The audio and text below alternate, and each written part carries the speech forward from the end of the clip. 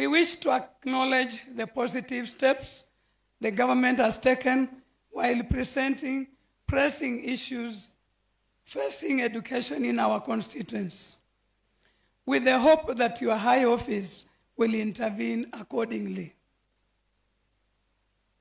Appreciation to the government. We extend our sincere gratitude to the government of Kenya for the employment of our many sons and daughters into the teaching profession, helping reduce unemployment and enhancing education delivery. Continued efforts to improve school infrastructure, including classrooms, laboratories, and dormitories in some of the institutions across our sub-county. Supporting the competence-based education and facilitating its gradual rollout. This reflects the government commitment to transforming education. However, we have challenges, and these are the challenges. Despite the above achievements, we face serious challenges that undermine our efforts to provide quality education. One, we have dilapidated and inadequate infrastructure in very many of our schools. Two, and this one I know you will all support, stagnation in teacher promotions. We have teachers who have stagnated in job groups and are even almost retiring while in those lower cadre. Kindly please, one word from you will be enough. 3, acute shortage of teachers in our schools. We have delayed pension and monthly stipends for our retired teachers. You all realize we are here even with our retired teachers.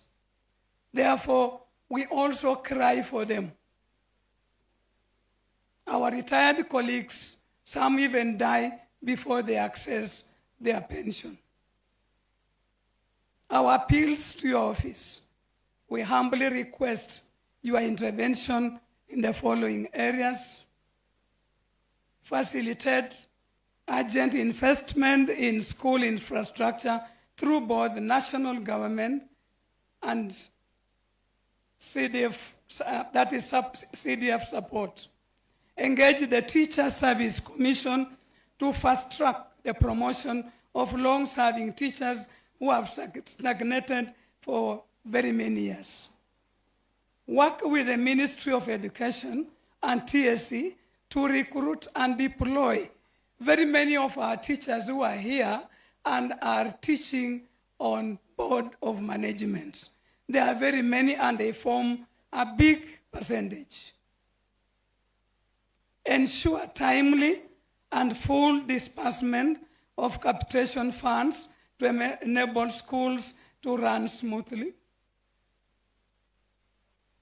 And our pledge to support the government as teachers and nation builders, we commit to supporting the government agenda of good governance, accountability, and inclusive development.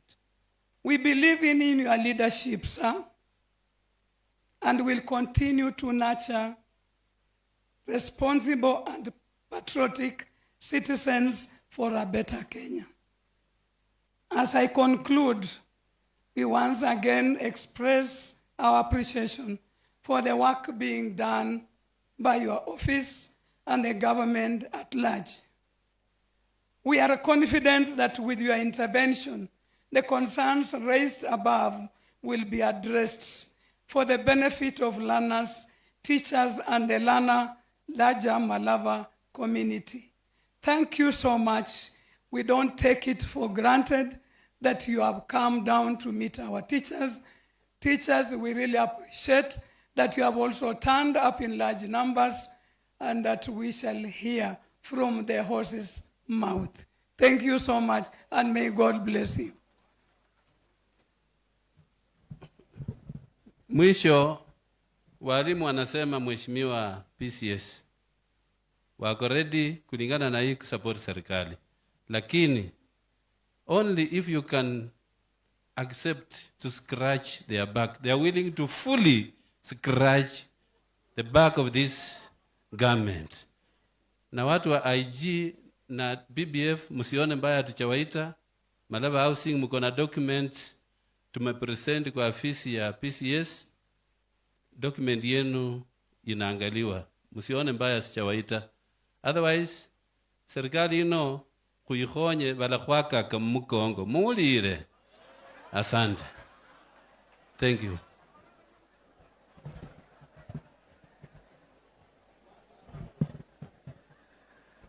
Walimu wapendwa, asante sana kwa utulivu wenu. Niruhusu nichukue fursa hii nimwalike County Commissioner Bwana Michael achukulie pale aendeleze sehemu iliyosalia. Asanteni sana kwa kunisikiza. Mungu awabariki.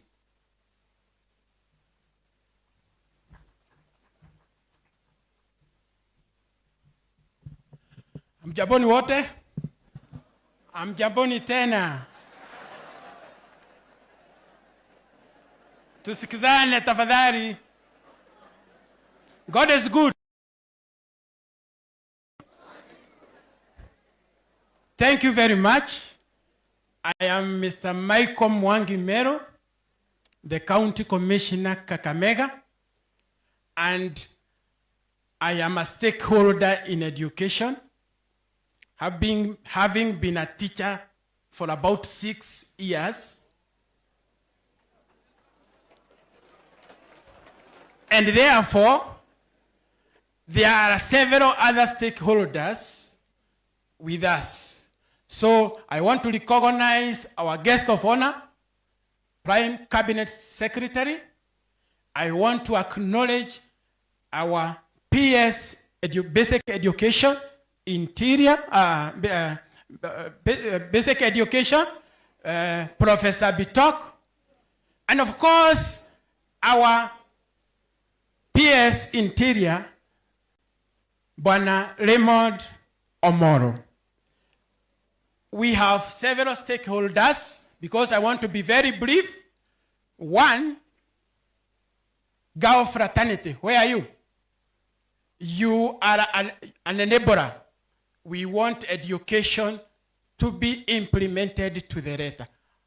That also includes the ward admins. Where are you? Very, very, very good. County wards admins and Gao Fraternity. Salute. Thank you very much. Number two, we have the elected leaders. We have MCAs led by the area MCA. Tafadhali kuja sema mawili na introduce the team. Tafadhali, welcome.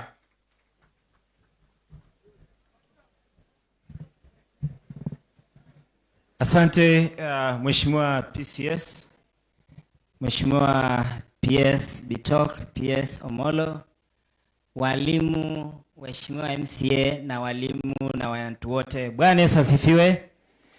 Mimi naitwa Mwalimu Kevin Mahelo. Mimi ni mwalimu wa historia na Kiswahili. Lakini kwa siku ya leo mimi ndio host na nataka kushukuru waziri wetu mkuu kwa kuja kuonana na walimu. Ule mwalimu Wilbroda Shinanda, mimi nilisoma naye bwana PCS. Na ile maneno amesema ni ile yenye nasukuma walimu. Lakini leo mko na suluhisho.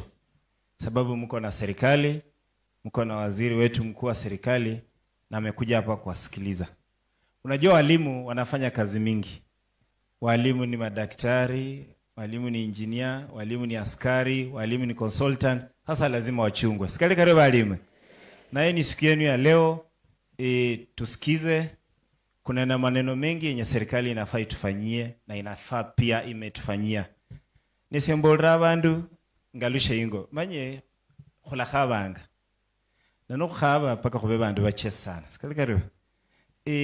Bandu baba ngweza sigara lakini si walimu. Sigara ino shabandu bakaba sigara ne Elios. No shina. Khuitsirano khabe Elios. Sasa mube bachesi khabe shina Elios. Khola ulranga. Khule Elios. Sababu nimeona walimu wengine wanasema 3 term, wengine 2 term, wengine nini. Hata mwingine ameniambia 1 term. Mimi nachapa 2 bana naenda. Bado sasa hiyo itakuja baadaye. Lakini sababu na PCS ndio kijana wetu ako huko mbele.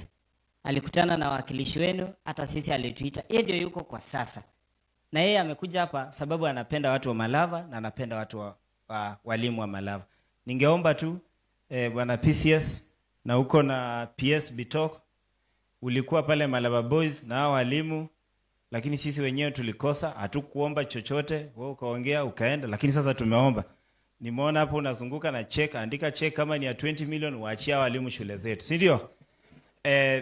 PS Omolo umekuwa hapa, walimu analia, wengine wanataka kuwa chiefs, wengine wanataka kuwa assistant chiefs sababu walimu inawasumbua.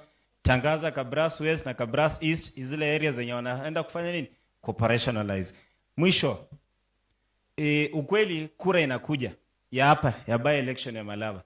Kuna kura nyingine itakuja 2027 ya Rais William Ruto na wengine. Hiyo bado. Saa hii President Ruto mpaka 2027 yeye ndio rais wetu.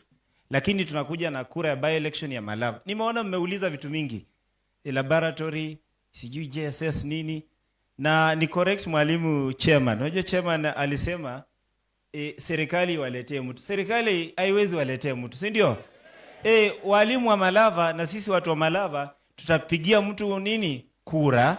Alafu hiyo mtu afanye kazi na nini? Na serikali. Lakini mpaka tupigie mtu kura mwenye pia anaweza fanya kazi na serikali. Nimo kupira mundu wa kunyaka serikali asubuhi mpaka jioni mlanyo wale shamlenya. Hiyo ndio kweli. Sasa mimi niko kwa serikali, nilichaguliwa kwa UDA, nitaomba kura kwa mtu wangu wa UDA. Wewe pia una demokrasia, utaomba mwenzako, lakini nitaconvince sababu unataka promotion. Hii serikali ndio inakulipa mshahara hata kama kunafinywa kidogo na vitu zingine. Tusaidie mtu wa UDA akue mbunge wetu. Sikali kare bandu banje. Tunakubaliana?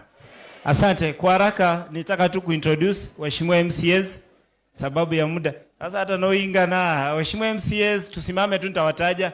Huyu ni mheshimiwa Vena anatoka Viga. Asante sana. Mheshimiwa Peter Wanami mwalimu retired anatoka Shirugu Mugai. Asante.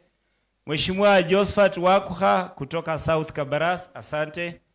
Mheshimiwa Geoffrey Sikolia kutoka Chemche. Asante. Mheshimiwa Kefa ritari mwalimu mwenzenu kutoka East Kabaras. Asante. Mheshimiwa mwalimu Kuoma Titus Chekalini lakini kijana wetu hapa Malava. Asante. Mheshimiwa Dafin Masinza kutoka East Kabaras nominated UDA. Asante. Mheshimiwa Trufena kutoka Malava UDA. Asante. Mheshimiwa Kivishi kutoka Manda Shivanga pa. Asante. Asante. Tuko na mheshimiwa tulikuwa naye mheshimiwa Beru pastor kutoka Viiga. Asante. Sinenya kupra manye fa resut ne bali mwenya ko kuprolioka. Lakini mkhonye serikali ya UDA ko. Asante. Apigiwe makofi. Aya, ya tatu security team sub county and county level together. Msimame. County, sub county and county. Mko wapi? Na waona pahali. Mko wapi? Just wave wherever you are. Asante, nimewaona ndio hawa. Thank you very much. Tunapoendelea vizuri because time is not on our side. Ningependa sasa sub county education officer. Where are you? Na kama county mko pamoja, mngekuja pamoja tafadhali. Sub county and county education officers. Tafadhali.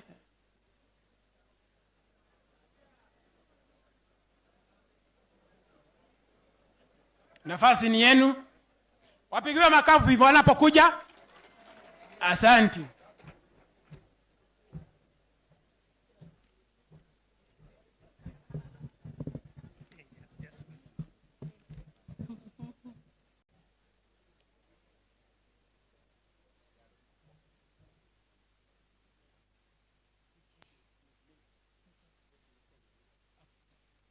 So, our chief guest, the PCS, our PS Basic Education, our PS Ministry of Interior, and the PS, the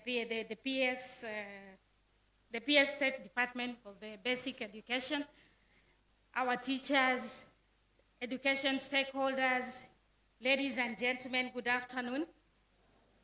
God is good, and all the time, God is good, and that is his nature.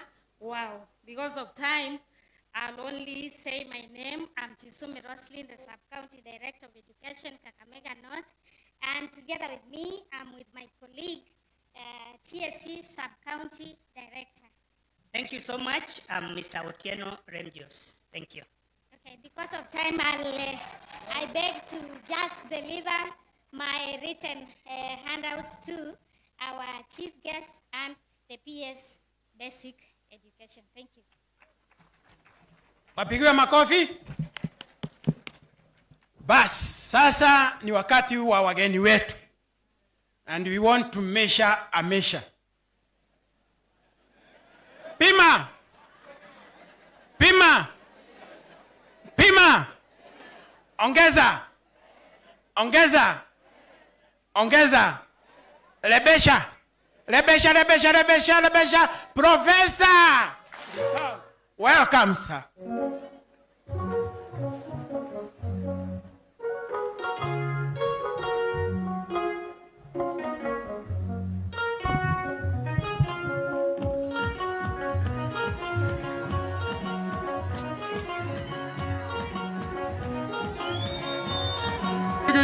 Hey! Ewe Mheshimiwa Bidoku. Bidoku. Bidoku unapendwa sana. Bidoku unapendwa sana. Bidoku usirudi nyuma. Kwa masomo usirudi nyuma. Kwa elimu usirudi nyuma. Sawa.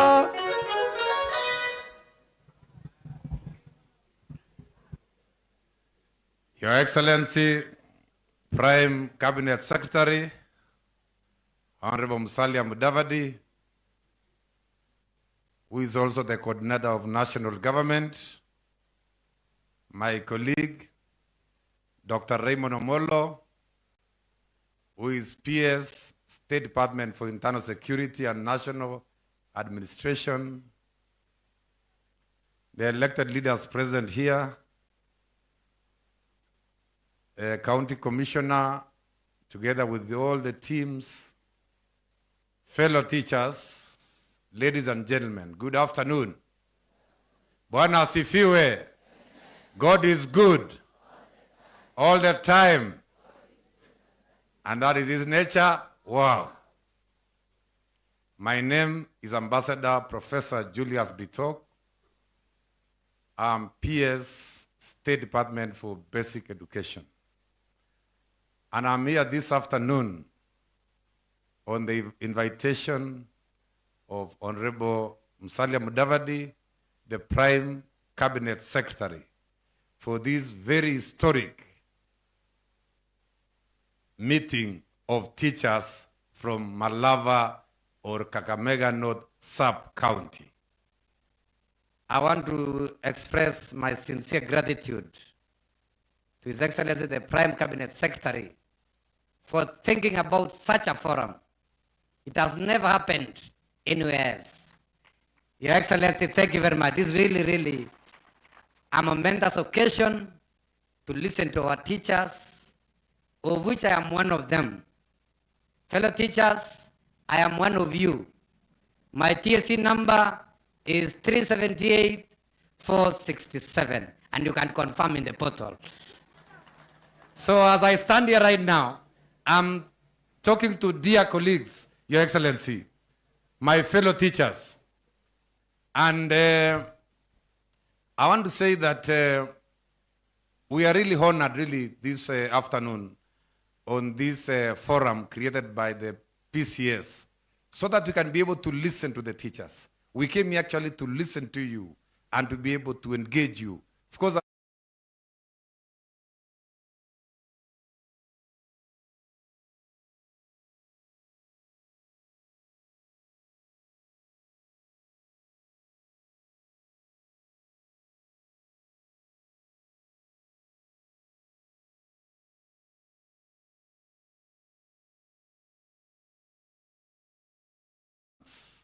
and this is my second visit to Malava and my second visit to Western Kenya. Your Excellency, recently we came about 3 weeks ago. We went to Esumea in which constituency? In Navajolo in the morning. And then in the afternoon, we had another meeting here in Malava Boys, where we engaged the teachers. But that meeting is not like this one. This is a very, very special meeting. We have had the sentiments of the teachers and these very, very different meetings. I want to say that on matters of basic education, the government is very keen to ensuring that basic education, which is a constitutional right, is supported to the fullest. And for the first time in the history of this country, the government of Kenya has put in 702 billion to education. It is in the history of this country. There is no other time since independence when the investment in education is at 702 billion Kenya shillings. This is because this Kenya Kwanza government values our learners. And we are working very hard to ensure that the education reforms as proposed by the Presidential Working Party of Munavu are on course, including competence-based education, issues to do with transition, issues to do with infrastructure, teachers, our schools, all these things. The government is keen to ensure that all of us are able to get it right in matters of education. It is the top priority of this government. The second issue, apart from CBE, competence-based education. Because when we came in, we are talking about CBC. But my minister with I convened a forum in Nairobi and said it is no longer going to be CBC. We want to rebrand it to be CBE. Why? CBC is the vehicle, is the framework, is the curriculum. But we said we need now to make it holistic, to include teachers, to include assessments, to include classrooms, to include pedagogy, to include all the issues. And that is why we rebranded it in April to become competence-based education. And that is where we are, the best system that a Kenyan child can ever get in this world. Coming now back to issues of NEMIS. I have heard your sentiments. Will Broder, was it Will Broder, came out very strongly that there are challenges with our system called NEMIS. I'm happy to announce, Your Excellency, that we have started working on upgrading NEMIS from NEMIS to KEMIS. That is from National Education Management Information System to what we call Kenya Educational Management System. A system that will be very accurate, that is driven by artificial intelligence, so that we're able to get the accurate number of students in our classes, in our schools, even as the numbers keep on changing. You know, these numbers keep on changing. Like, for example, there are students from term to term, they move from one school to another, there are changes here and there. We have brought in a new system, and we are, God willing, in the next 3 months, that system called KEMIS will be launched. It is a system that connects all primary schools in Kenya, all secondary schools in Kenya, all universities, all TVETs, all parastatals in the education sector. It will be a one-stop solution for the education sector. And the problems of capitation will be a thing of the past. I know you are wondering why sometimes there were a little bit of contradictions about capitation. I want to reaffirm the government position that the policy on free primary and free day secondary has not changed. We continue with the same program, and our children will continue being supported across the country. The other issue you have mentioned here is about, let me mention the issue of teachers. I know this government has been able to employ 76,000 teachers. If you look back at the government of since independence, starting with the government of Jomo, they used to employ 500 teachers per year. You come to the government of Moi, they used to employ 1,000 teachers per year. You come to Kibaki, they used to employ 3,000 teachers per year. You come to Uhuru Kenyatta, they used to employ 5,000 teachers per year. But President William Ruto has decided he will employ within 2 years 76,000 teachers and counting in the next few months. In the next few months, we are at 100,000. This is the government of teachers. There's no other government that has been able to employ that kind of teachers. And I hope teachers are going to be very happy that their welfare is being taken care of by this government. As I wind up, Your Excellency, so that I make it very clear, we have heard you fellow teachers that there is a challenge on promotion. That is a very strong issue, a very emotive issue. And Your Excellency, allow me to announce to this forum that the government has budgeted 1 billion shillings this year for promotion of teachers. So teachers, promotion is coming. It is coming very soon. Well, as to whether the logistics and the preparations and many other things, Teacher Service Commission, as mandated by the Constitution, is going to roll out a program, and I want to believe that teachers from this county will be able to get an opportunity to be promoted to the next level. We are saying we want to give priority to those people who have stagnated for a long time so that they can be able to get promotion to the next level. The other very emotive issue by Will Broder was the issue of medical insurance for teachers. I'm told that teachers are really having many, many challenges. We are consulting with Teacher Service Commission and the other agencies of government, and we are going to create a comprehensive cover for teachers under the universal health care so that you don't have to be paying twice for services that you are not getting. That is the plan of this government, so that all teachers will be given a special opportunity under comprehensive cover for medical insurance, and that will be able to solve the problem. I've gone to many places, and I've been told, oh, walimu, they're having a problem because the current insurance provider is not giving you the best service as required. As I wind up, allow me also to announce that the government is planning to roll out infrastructure across the country. We have been able to build 23,000 classrooms around the country in the last 2 years. And we are saying in the next 3 months, as we prepare for transition to senior school, the government has put aside money to construct 1,600 laboratories around the country. And we are saying in Malava here, yours will come rightly. We have been able to map the whole country, and your labs are coming within the next 3 months. Walimu muko? Walimu muko? Walimu muko? On this occasion with the PCS, or this forum the PCS has created for us, it has created for us so that we can be able to have a conversation, so that we can be able to talk to each other, so that we can be able to engage to each other. Otherwise, fellow teachers, we have come here to tell you, this is your government. And sometimes, it reminds me, Your Excellency PCS, the words of one of the presidents of the US, who said, sometimes, think about it.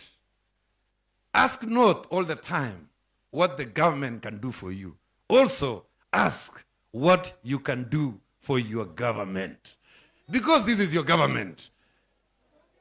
Fellow teachers, as you tell us, we do for you this one. Also, rudisha mkono tafadhali. I like the guy here who said that we are I scratch your back, you scratch.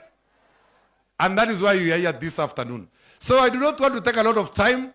There are special goodies which the PCS has come with.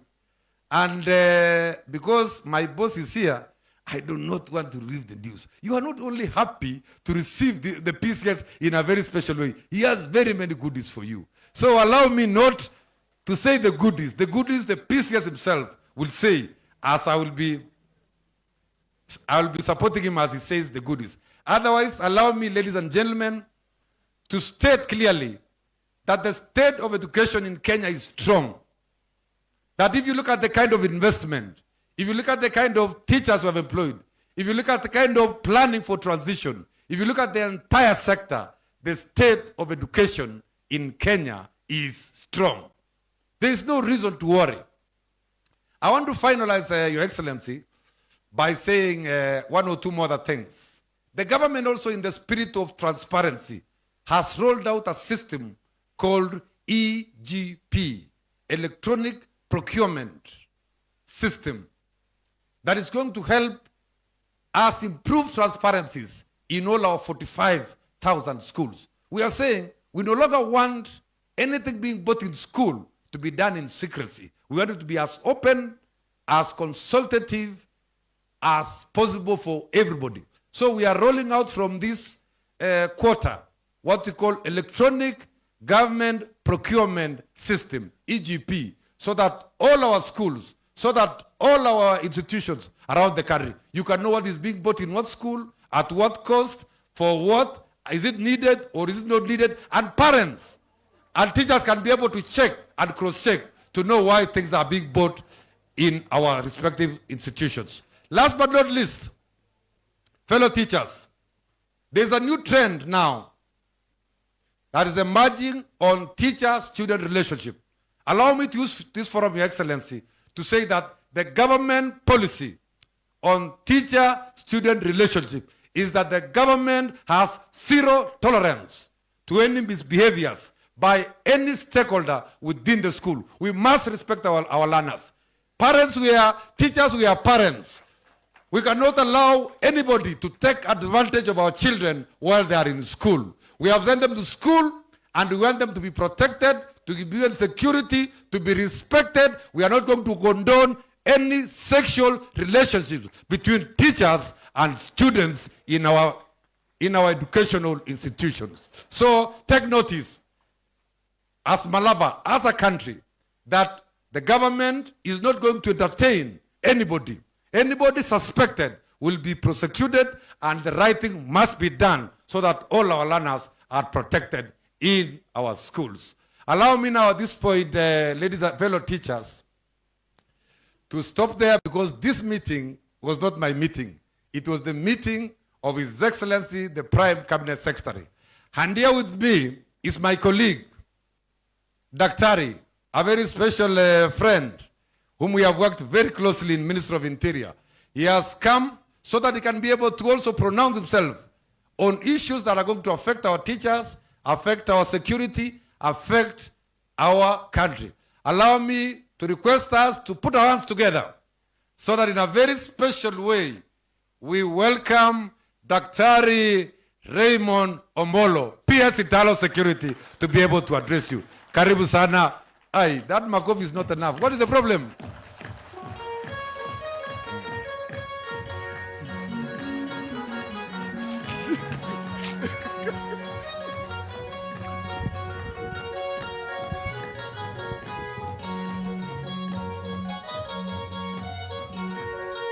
All right. Thank you, PS Ambassador Julius Bitok. Your Excellency, the Prime Cabinet Secretary, the Honorable Musalia Mudavadi, my PS colleague, Professor Bitok, Mheshimiwa Vihiga Women Rep, and Mheshimiwa Ikana, the MP for Shinyalu, the member of County Assembly who is hosting us together with your colleagues, the county commissioner, and the entire county, sub-county, and Ngao fraternity, the teachers of Malava constituency, and all the students and the people of Kakamega, good afternoon. Good afternoon once again. So before I make a few remarks and subsequently invite our chief guest, who is the Prime Cabinet Secretary, allow me to invite the MP for Shinyalo to come and speak to the teachers of this great sub-county and constituency. After he speaks, then Mheshimiwa Beatrice will come on stage.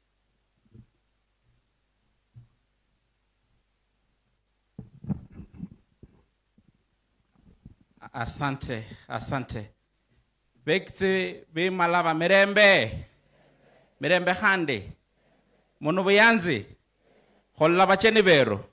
PCS. Nende bosi bakuchendi nabo. Asante.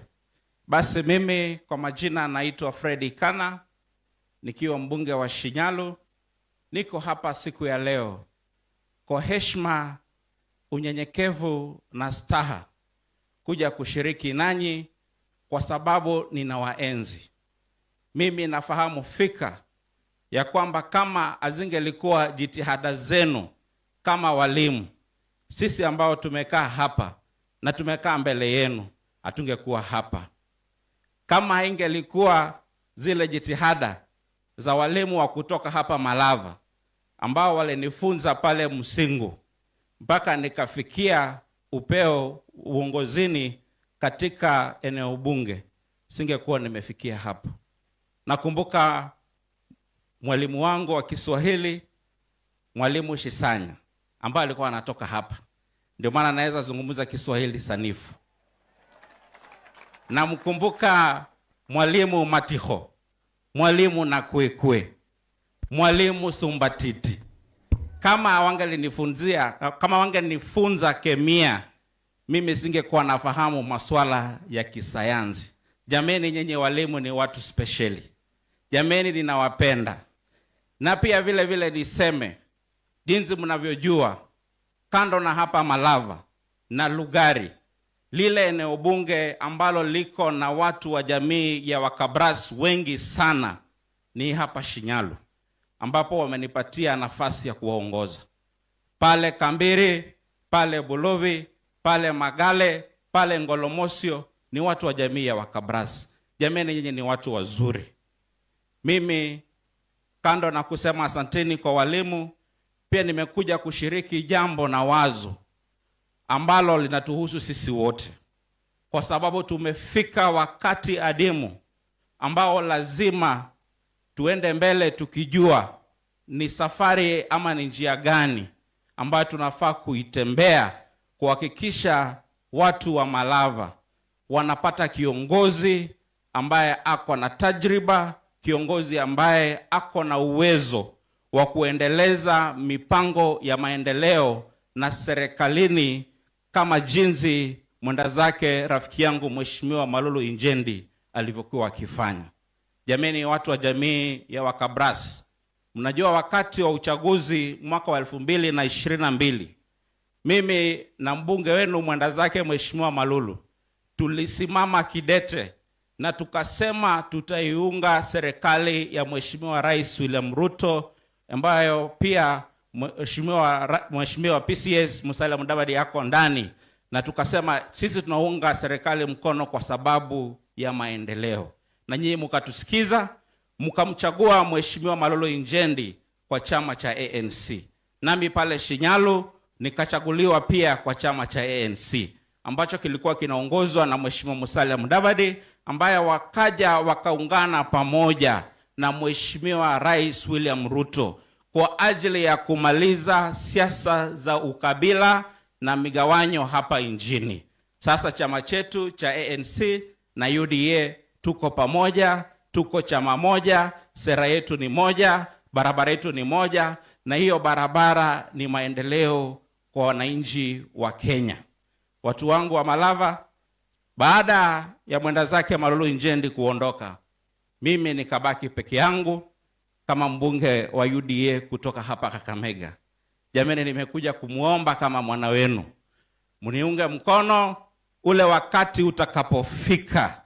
Jameni, msiniache mbemoterwa, muhonye nyole washianje khorola malavano wako chenda naye mu serikali khumulerere bindu, khumulerere maendeleo, khukhonye malava shikhole shiri shizikhomberi. Mulakhonya murio mono bandu banje.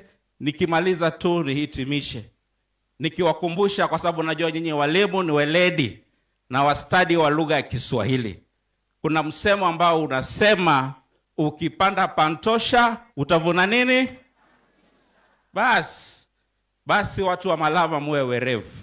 Mimi nawaomba ile mbegu ambayo mtaipanda pale mbele iwe mbegu ambayo itatupatia kiongozi ambaye atashirikiana na sisi wote na PCS na hao PS ambao wako hapa kuhakikisha masuala ya walimu yanatetewa vikamilifu pale bungeni, na pia kwa mikongamano nyingine yoyote ambayo masuala ya walimu yanajadiliwa.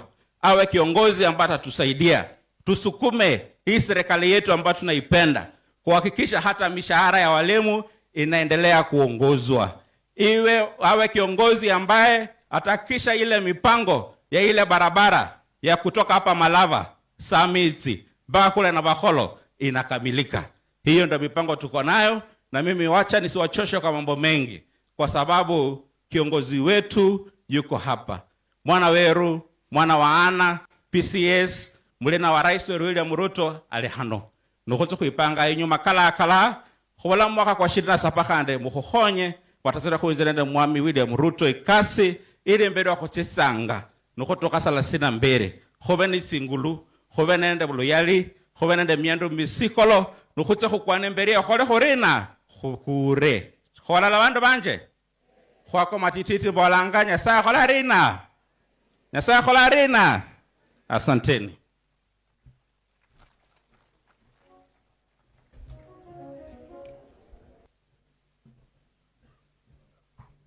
Mheshimiwa Dagala.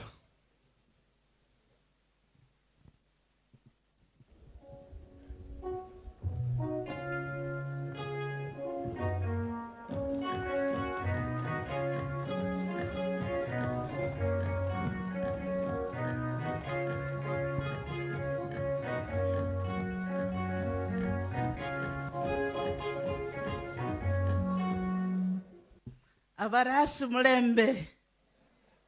Walimu habari zenu. Bwana Yesu na asifiwe.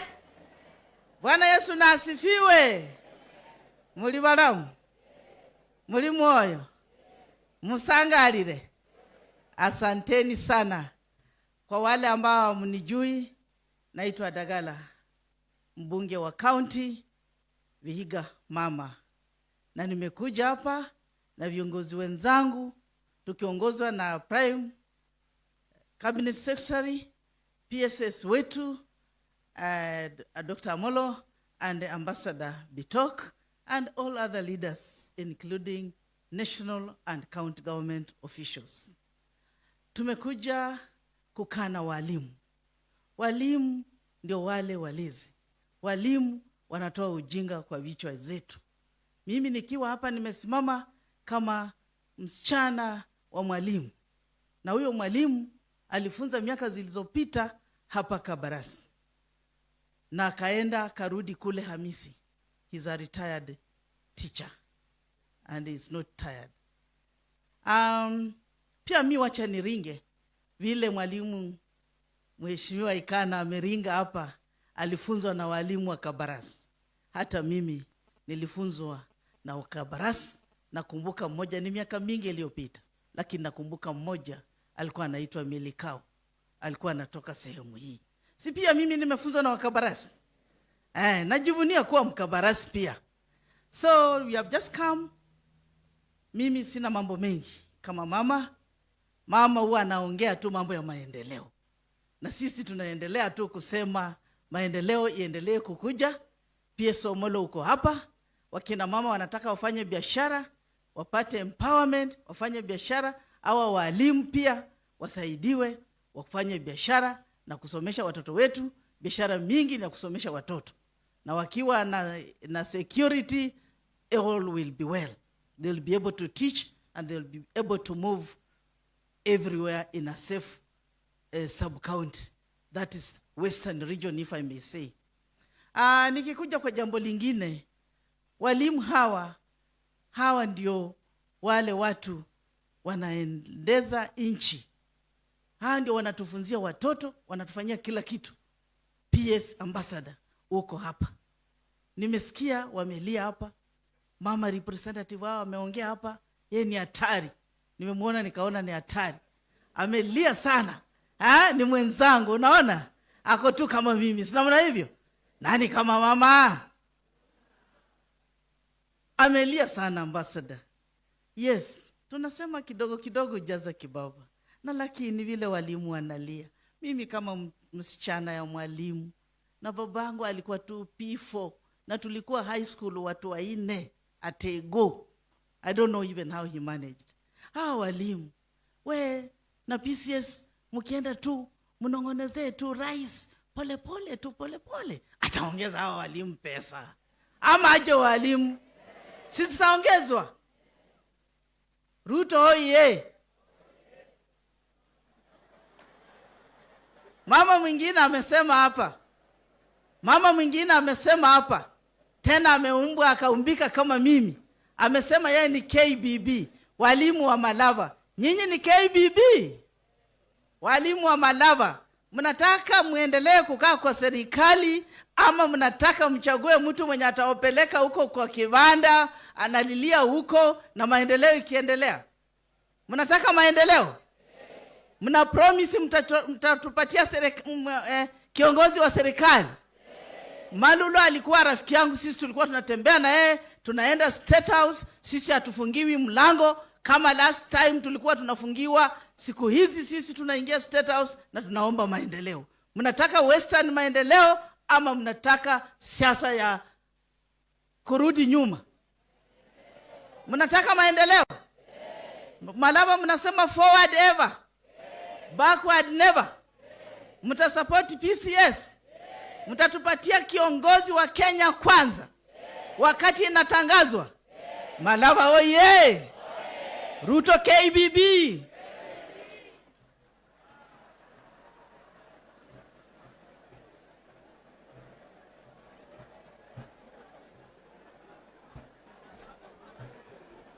Haya, hebu tusalimiane kwa hewa hivi.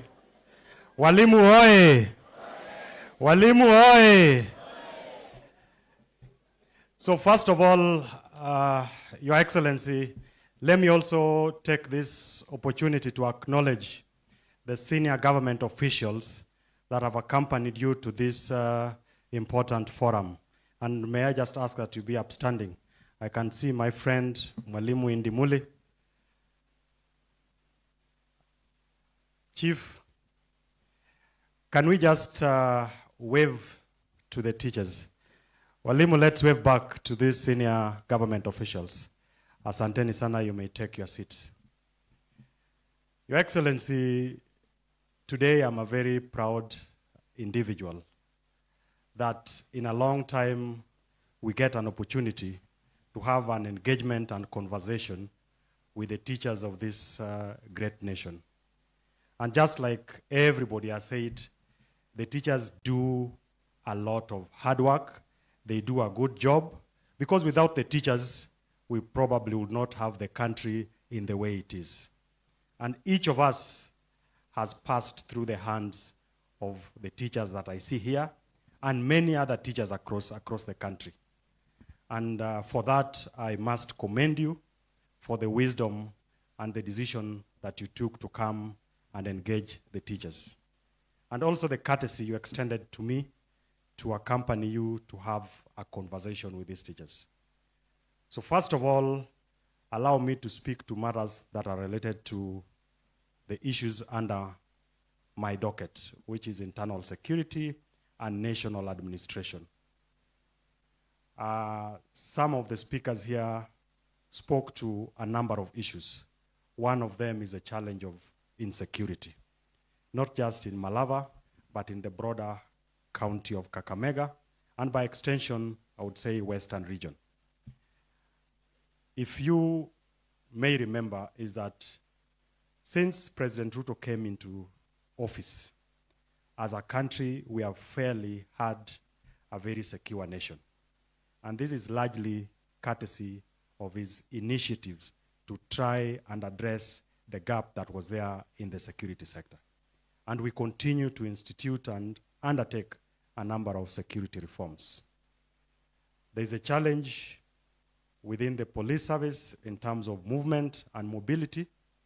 I know even in this particular sub-county, we only have one vehicle that is being shared across by our officers. I just want to give the commitment that in the next 2 weeks, we will get an extra vehicle as we work on the broader leasing program for the vehicles that is supposed to support our police officers and other government officers. Number 2, I was looking at what is captured in the report by the sub-county or the county director of education, is that in the education sector, there is only one case that has been reported as a sexual offense case. And the PS Bitok has spoken about the policy within the Ministry of Education. I'm looking forward to a day when we do not have any such cases. And even where there are cases, I would want to encourage and challenge the teachers to work closely with government officers as well as parents so that classroom or the school environment becomes an environment that is meant to nurture the next generation of citizens who are responsible, who have been given the best, so that our schools do not become a breeding ground for bringing up criminals or for exposing our children to acts that would endanger their progress. Number 3, again, looking at that report, and it speaks to the gap that exists in the student-teacher ratio. At the primary level, it's 1 to 34. At the JSS level, it is 1 to, I think, around 40.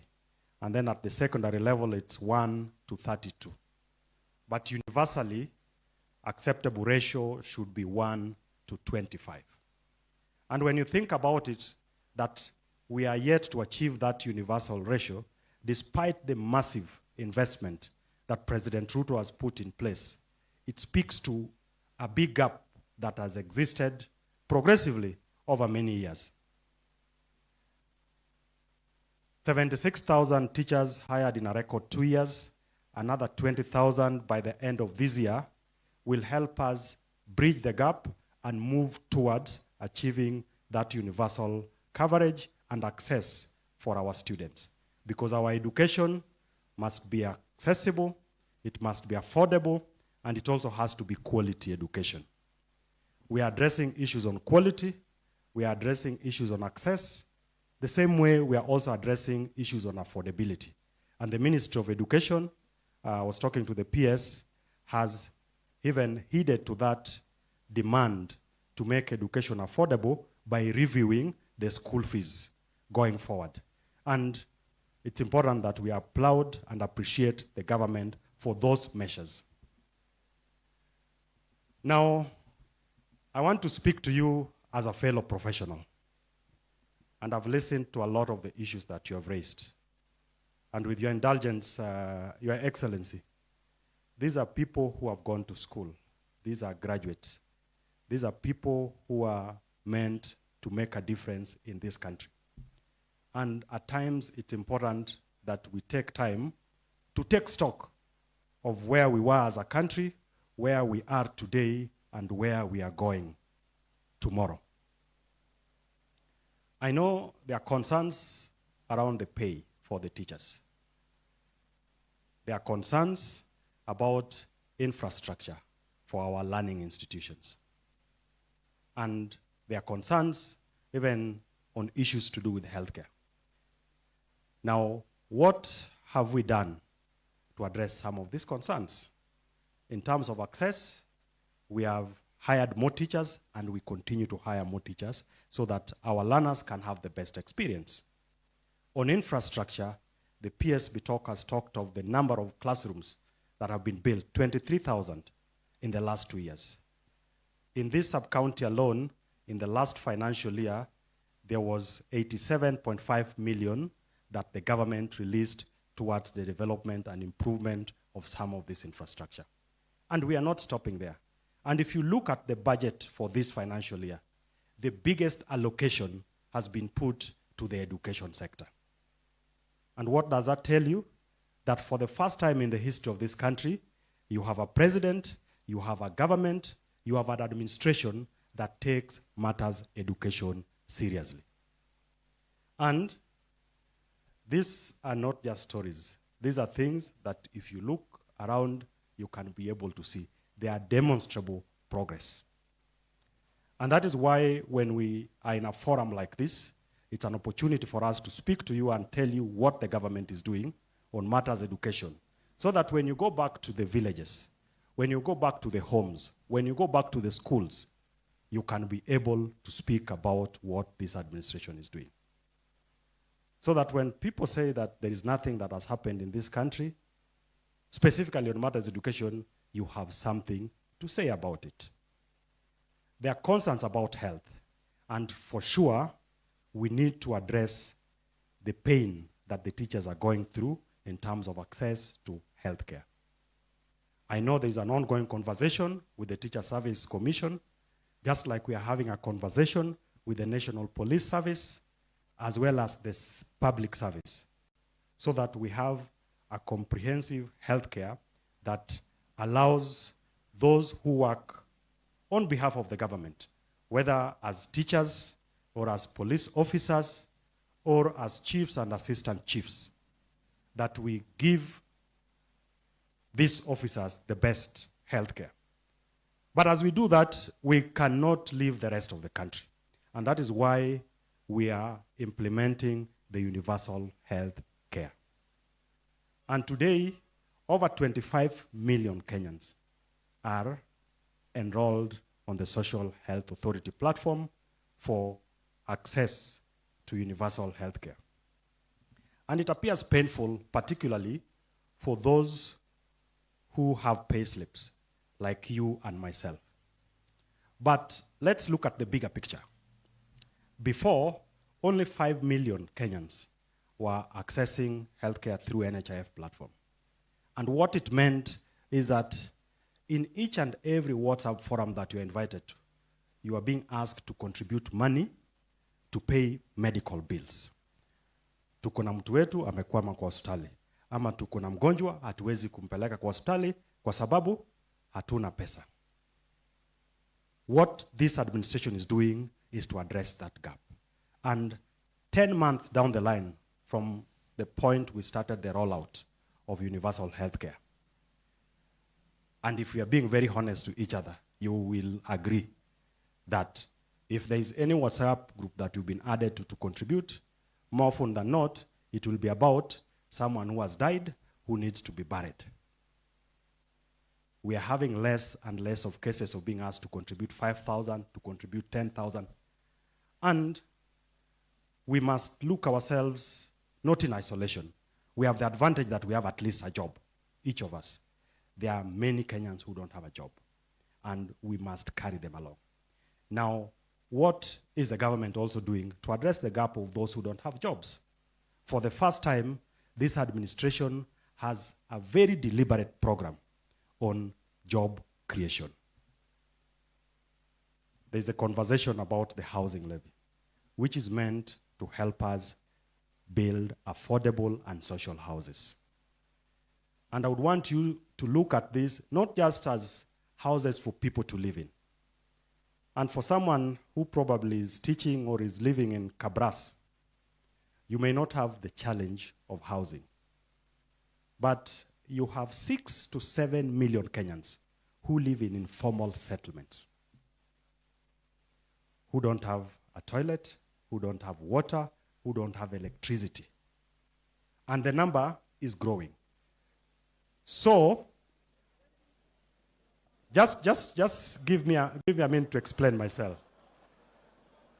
What this is going to do is that it is not just going to give dignity to those who need decent housing, but we are also going to create jobs with this program.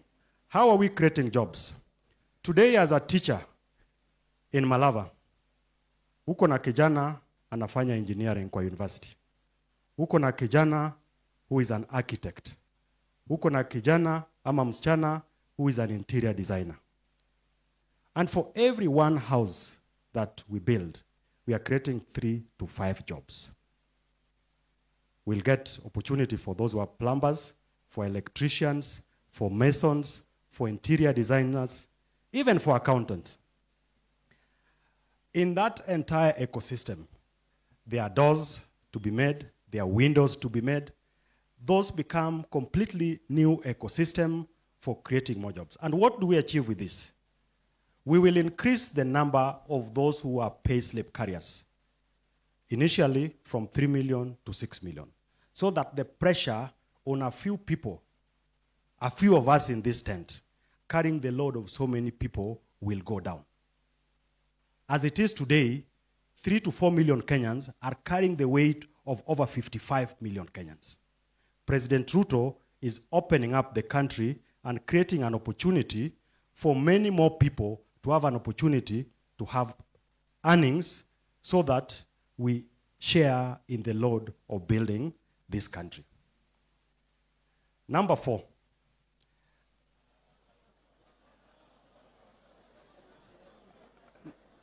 Just carry along with me as a professional, because now we are talking as professionals. Is that as we expand the space for education, as we look out for the welfare of the teachers, I know there is a CBA that has been signed, which is contentious, and you are raising very valid concerns, and we have the commitment from the Ministry of Education to look and relook at that CBA, so that the increments that you are focusing on, we can be able to see how do we get extra allocation to be able to have teachers earn decent pay. Because everyone deserves equal earning for equal work that is done. Lastly, as I finish, is that there are 3 divisions that we have given the regional commissioner the authority to operationalize this week in this sub-county. Then there are 3 locations that we have also given the authority and approval for them to be operationalized so that we can open them up for the people of this place to be hired either as chiefs or sub-chiefs. And we also have 4 sub-locations. Just for record purposes, there is Shivanga, there is Chesero, and Shilugu divisions. And then there is Guvali, Cheroso, Shikutse locations. And then there is Bukakunga, Indukusia, Induhusia, Mukuyu, and Shivahale sub-locations. And this is part of our efforts to try and bring services closer to the people of Malava constituency and the sub-county. And we are not just doing it here alone. We are doing it across the country. Because when we came in, there was a backlog of administrative units that had been gazetted but not operationalized. Our target is that by the end of this year, we would have operationalized all these administrative units, and then we make a consideration for deserving cases. Like in this particular constituency, I know there is need for us to create additional sub-county, just like in the entire region, for better representation and access to services by the people who work in government. As I take back my seat and welcome His Excellency to come and address us, I would want to request with all humility that we be upstanding so that His Excellency, the Prime Cabinet Secretary, can come and speak to us. Yes. Wewe. Yes. Yes. Shake. Watu wa Malava mapenda nini? Ruto tano tena. Watu wa Malava mataka nani? Ruto tano tena. Watu wa Malava masema nini? Ruto tano tena. Musalia Mudavadi wasema nini? Ruto tano tena. Wa Musalia Mudavadi wasema nini? Ruto tano tena. Musalia Mudavadi wasema nini? Kila mtu afanye hivi. Ruto tano tena. Musalia Mudavadi ne hako ndani. Ruto tano tena.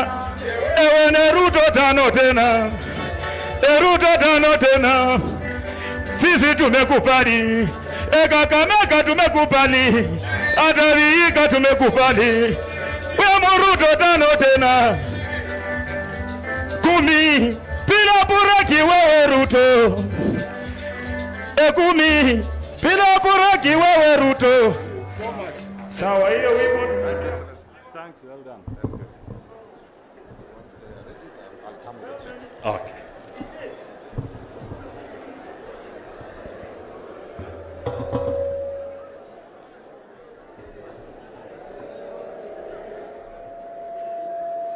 Malava hoye!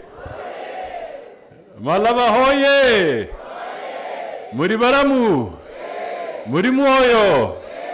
Winafire! Nufire genga mkono iguru. Aya. Asante sana. Leo ni siku kubwa. It is a big day. A big day. And because of that, let me put my hat down.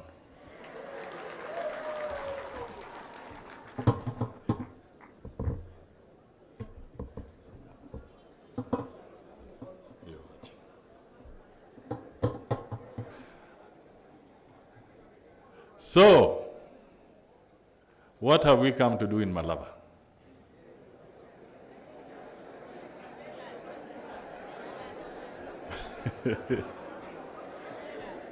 You want me to tell you? Yes. All right. Maybe before I speak, I don't know whether I can manage. Can I beam something on this screen? Am I capable of beaming something, Joshua? Can I? Who is doing that beaming? There is a quotation by Albert Einstein. Can you put it here?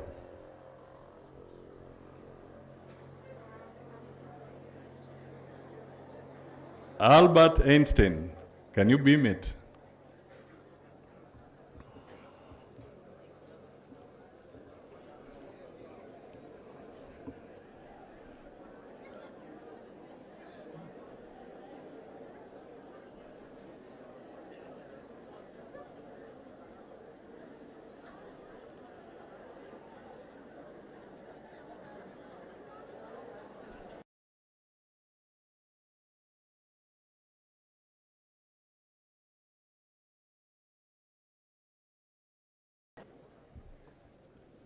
I will do this today. I have 2 people or 3 as they prepare. I just want 3 people to come here for 1 minute each and stand next to me. I'm the timekeeper. I want Mr. Lunani, come here. As we wait for the beaming, I want Mr. Dan Amayo, come here.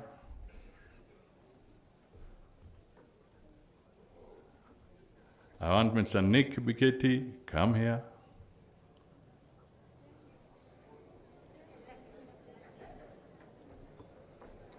I want Mr. Simon Indimuli, come here.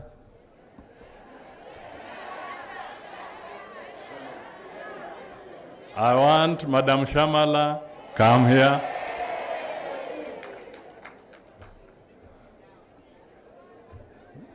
Albert Einstein, not this.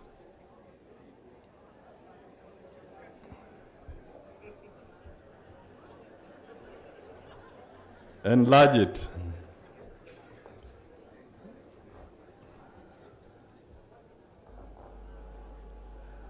Okay.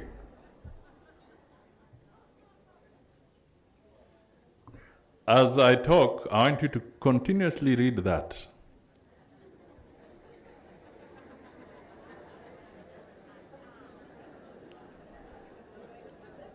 Isn't it? Read it and internalize it. I hope it's being beamed there also. Okay, it's a very short quotation by Albert Einstein, one of the best brains in the world.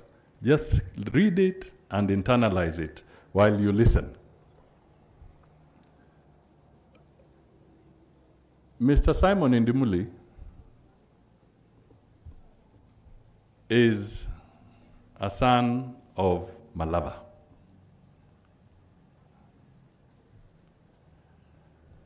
Mr. Simon Indimuli is in the executive office of the president. And Mr. Simon Indimuli is the secretary of SCAC, which means he's the chief executive that oversees all the parastatals and state corporations in the entire Republic of Kenya.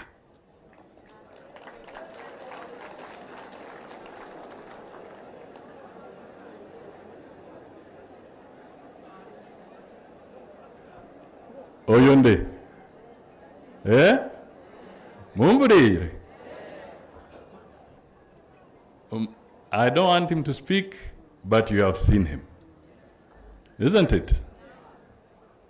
And I've said he is in the executive office of who?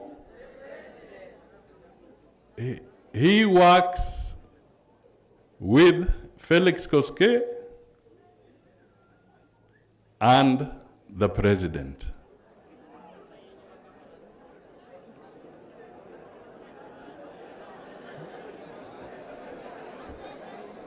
All right?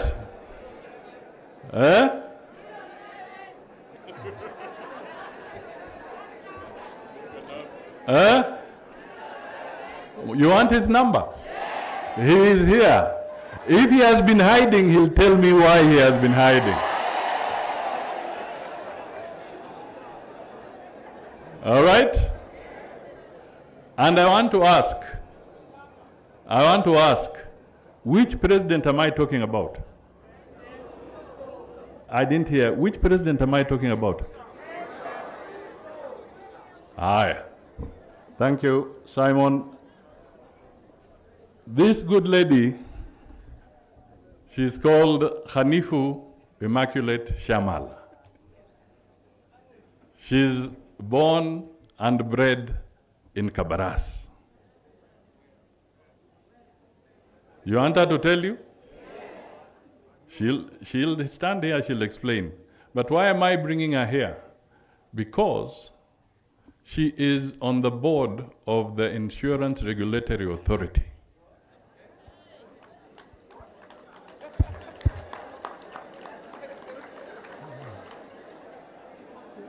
So, the people who will regulate these entities that Madam Wibroda was talking about, she sits on the board that regulates whether they are doing the right job or not doing the right job. Sema Kiluya. Thank you, sir. Muriena vosi. Esievari Hanifu Shama lomkabara siomulu omwiwa omtali yingoni na makara. Haya.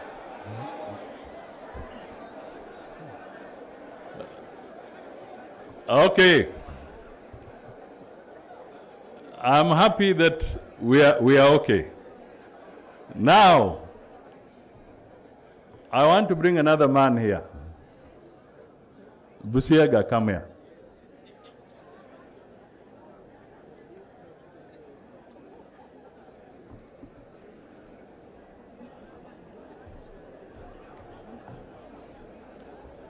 Now, Joe Busiega is from here.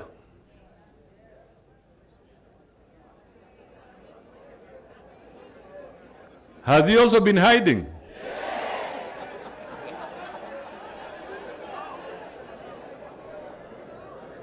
All right.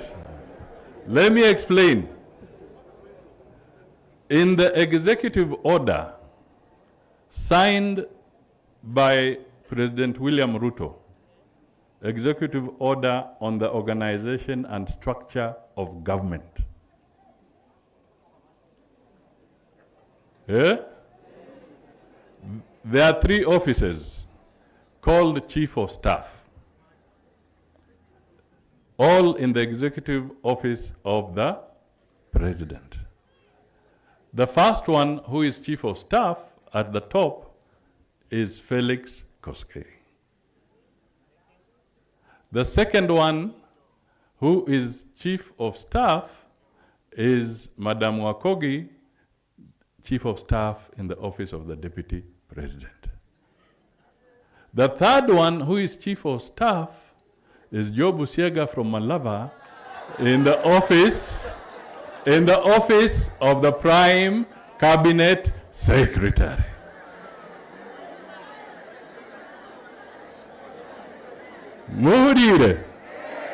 Murire. Simaroma numbasu nugubara. Aye. Thank you. I will not ask him to speak. All right. Aye. Now, this mzee, an elder, he's called Dan Ameo. Dan Ameo was also taught by people here, but he's born in Mumias, and he's a senior state counsel, and he's a legal advisor in my office.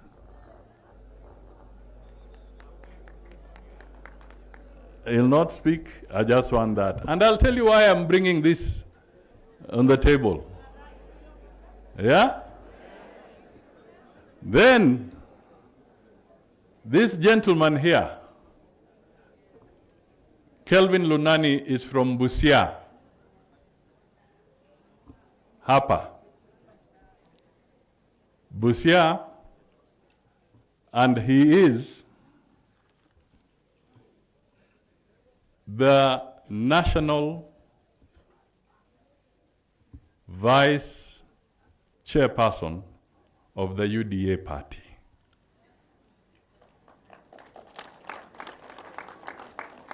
Bamuranganga Kelvin Lunani, Aturanga Ibutula. And prior to that, he was chairman of ANC. So when we merged, he is the national vice chairman of UDA party. Thank you. Higher. There's a young man, and deliberately I will not allow these ones to speak today, but I will allow this young man for a good reason. Nick Biketi is the Secretary Parliamentary Affairs in the State Department of Parliamentary Affairs in the office of the Prime Cabinet Secretary. He worked very closely with Malulu Injendi, and he works very closely with many parliamentarians. I want to give him exactly 1 minute or 2 just to give the job description of a modern, dynamic, robust, effective member of parliament? What are the qualities? Thank you, Excellency. Sir, the Prime Cabinet Secretary. The PS is present. PS Daktari Ambassador Bitok. PS Daktari Raymond. The members of Parliament. The members of Ngao. Members of the County Assembly. Distinguished teachers, custodians of morality, the guides of the consciousness and aspirations of the community of Malava. Mlembe, Mlembe Lundi, Mlembe Te, Mlembe Swa. Today, as the Prime Cabinet Secretary has said, I am Secretary Legislative and Parliamentary Affairs of the first in the Republic of Kenya. Because this state department was founded by His Excellency the President, and the intention was to ensure that we bridge the gap between the executive and Parliament. You are learned people, teachers. And when I say a name, I want you to respond and say teacher, okay? Abraham Lincoln,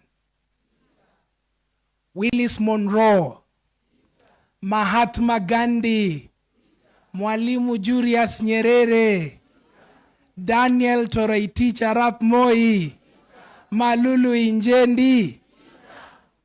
So I'm talking to very important people. Article 1 of the Constitution of Kenya. Kindly, I want to plead my case before the teachers as a lawyer, and I'm asking for the silence of the court, please. Article 1 of the Constitution of Kenya says that sovereignty of the Republic belongs to the people. Is that okay? Is that correct? And it says that that sovereignty shall only be exercised in accordance to the same Constitution. Is that true? It goes down under Article 1.3 and says that that sovereignty, that power, is delegated to 3 authorities. And Will Brother, you said you've read this Constitution and you know it. The Constitution says that power shall be delegated to 3 authorities. Number 1 is the presidency. Number 2 is the judiciary. And number 3, and most important, why we are here, is Parliament. Distinguished teachers, since the time of multi-party in Western Kenya, we fought hard until the time of the demise of Masinde Muliro, 202 is it? Then you came to Michael Wamalwa. Then in 2016, you lost Shitanda. What I'm trying to say, can we get over the hangover of the opposition?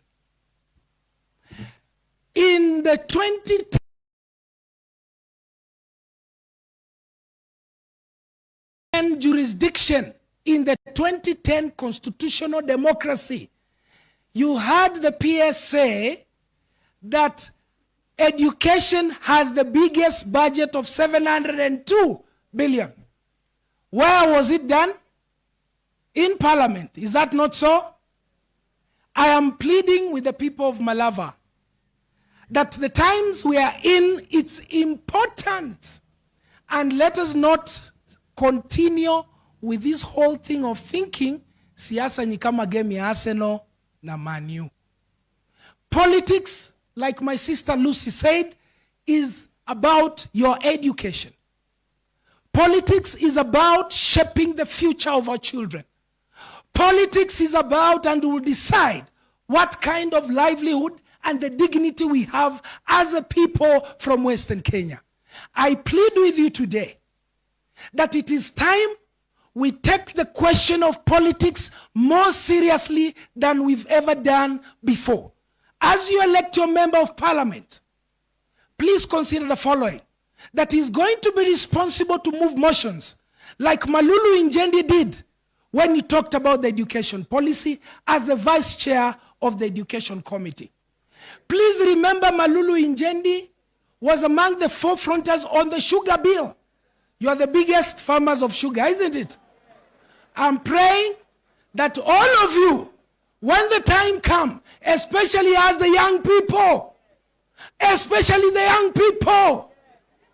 I'm asking, let us define our future ourselves. Bana befwe no msima, noli no mwana balosi n'ababonano, bamayi muliano, wamama hai, noli mu kliniki, nekhakhana kho, mwatungile lulaini, ewe khakho khali malnourished namwe khangao. Owasiyo mutajiri khakhinia wewe, osuna wakhinia wewe wajirani. So esuwe kase nende khakho, waso khinia khakho.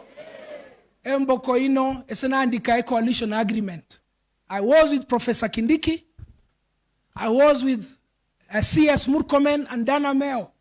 When we drafted the coalition agreement, we are asking this time, let us be clever like you've come many of you. PS amesema checks zinatoka, si ndio? Kwa sababu mmekuja si mmekuja wengi? Siasa pia ni hivyo. Wacha tutoke wengi ili kazi ya Musalia Mudavadi kwenda mbele, hukuenjera si kono siefwe, si chene si suro ababali ya muatile nyuma ita, wela basi imeku. All right. Thank you very much. I can now excuse them. I thought it was important. Let me come back to this.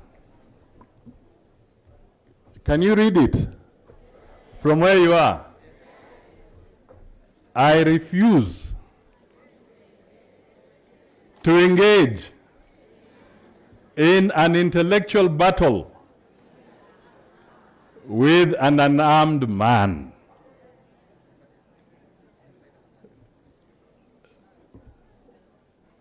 That gentleman is talking about refusing to engage in an intellectual battle with an unarmed man.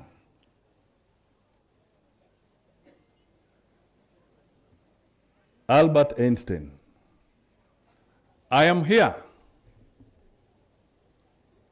because you are teachers. I am here because you shape opinion.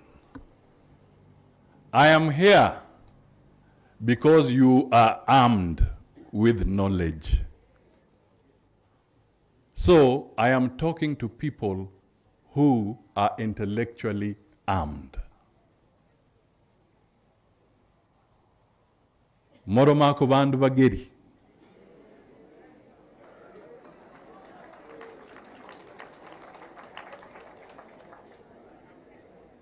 Abandu bachesi.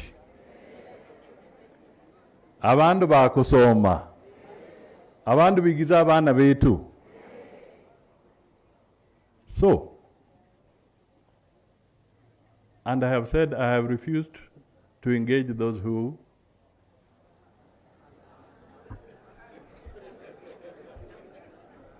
I have come to engage you, isn't it? Why have I come to engage you? I've come to engage you because it is a moment of critical importance to the people of Malava, to the people of Kakamega, to the people of Western Province, and to the people of Kenya. Because what we do here has an impact on the whole nation. It does not end in Malava. It has an impact here and beyond. So when your teachers came to see me, the leadership of the teachers, we had a conversation. And they said, we are not alone. There are others behind us. And we want you to also to have an opportunity to talk to the ones who are not in this room in my office. When I came in at Tande, I saw the Liverpool motto, "We shall never walk." So the teacher leaders here told me they will not walk alone. I should come and engage with you. So I am here. Prior to that, I engaged your other leaders. I engaged your chairman of all our clans in Malava, about 100 of them. Very senior, dignified men and women, elders of society, of varied professions. We had an engagement. I engaged with the MCAs elected and nominated to have a conversation on Malava. I went further and had a conversation with the administrators from every sublocation to the top on issues Malava. I also had an opportunity to have a conversation with a cross-section of your leaders, including Saidi here and others who came to Nairobi. I saw Tubei and Sikoria. They are all here. They are here. And I was consistent about one thing, that the leadership of Malava must come from the people of Malava themselves. So I deliberately refused. And I told them, I have not requested you to come because I want to impose a leader on you. I have also come here to tell the 3,000 plus teachers, I have not come here to impose a leader on you.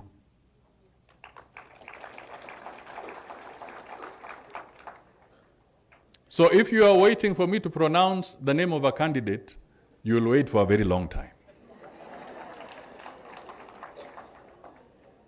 But I came here so that we can have a conversation.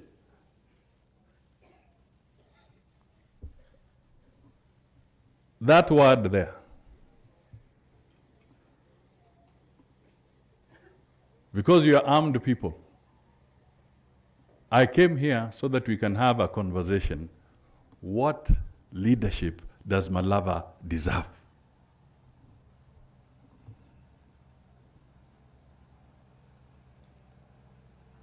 If you took a pen and pencil or pencil and paper today,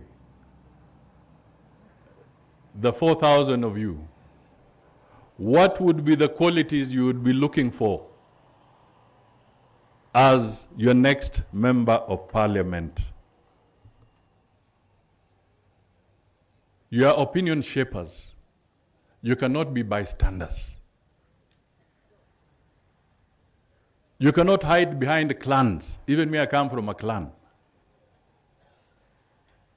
This is not the time to evaluate leadership on the basis of a clan, on the prism of a clan. Wache yo mchezo.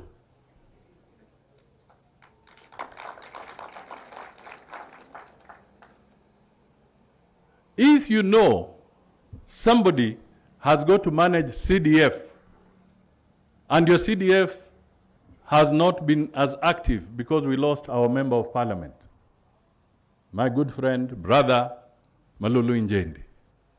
You will need somebody, once they are in office, people who will be honest and work with integrity to make sure that the CDF of Malava is activated quickly and for the right purpose.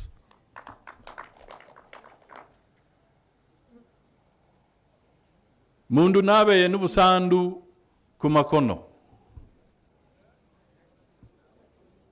Mama nyobusandu. Nuko wara irite mua.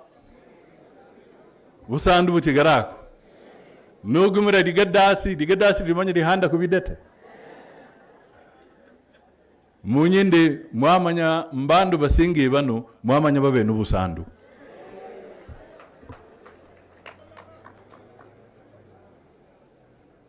Mwabamanya. Mbeha. Mwabamanya. Mwamanya bajanja.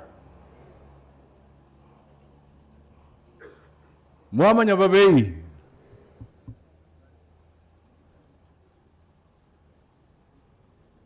Why do you want us to make that decision for you? It is you to make the decision because you know these characters. Bugura kishijungiru bwana. Ta sesa nura saiguru mukoro.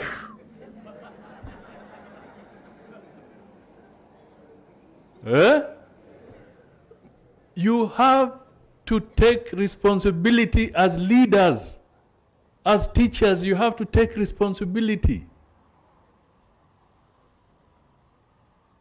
Because when you do not take your responsibility seriously and you do not move, you delay the progress of your community. You delay the progress of your nation. You delay the progress of millions of people because you refused to take your responsibility seriously. Will Broder has asked Sitanda very fundamental questions. Very fundamental. Valid ones, which we must address. But let us ask one question or two and I don't want your immediate answer. They are called rhetorical questions. It's for you to reflect because I'm talking to the people that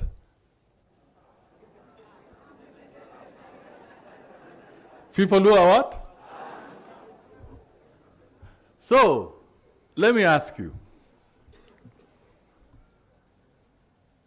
Did we pass the Constitution of 2010? All of us, as Kenyans. We passed it with a 70% majority in Kenya. In that Constitution, because I want to speak to this, operational details, the mistakes, the difficulties aside, but I just want to speak to the principles laid out in the Constitution. Article 43, the one that deals with housing as an example. We passed it in the Constitution, and that Constitution said that Parliament shall then legislate to create a fund to actualize this program. Parliament shall then legislate to actualize this. Now, when we passed the Constitution in 2010, the Parliament that was there did not actualize that provision of the Constitution. Uhuru Kenyatta came. During that period, that Parliament did not actualize that provision. It is this Parliament that has actualized the provision. So, the decision was delayed during the Kibaki session. It was then delayed during the Uhuru. But because it's a constitutional requirement, this time there is that. So, a stitch in time saves 9. So when we delay to make decisions, and more so when they are constitutional requirements, they will still catch up with us somewhere along the road.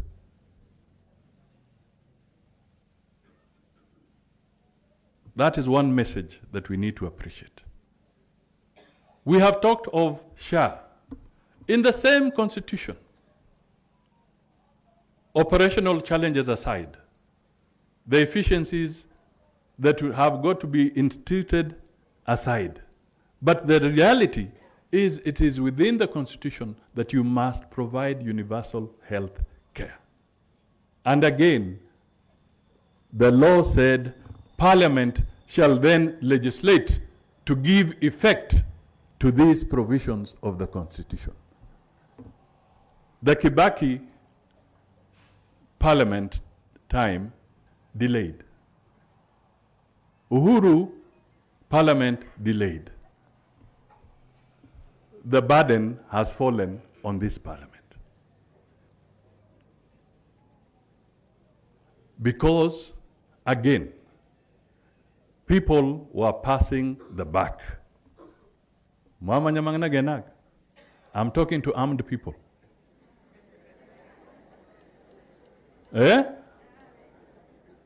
Yani, nuwe nikindu,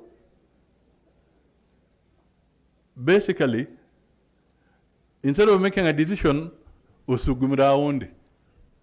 You don't want to make a decision, usugumira undi, passing the buck. Yani, inze mangana madinyo aga gaburiko ko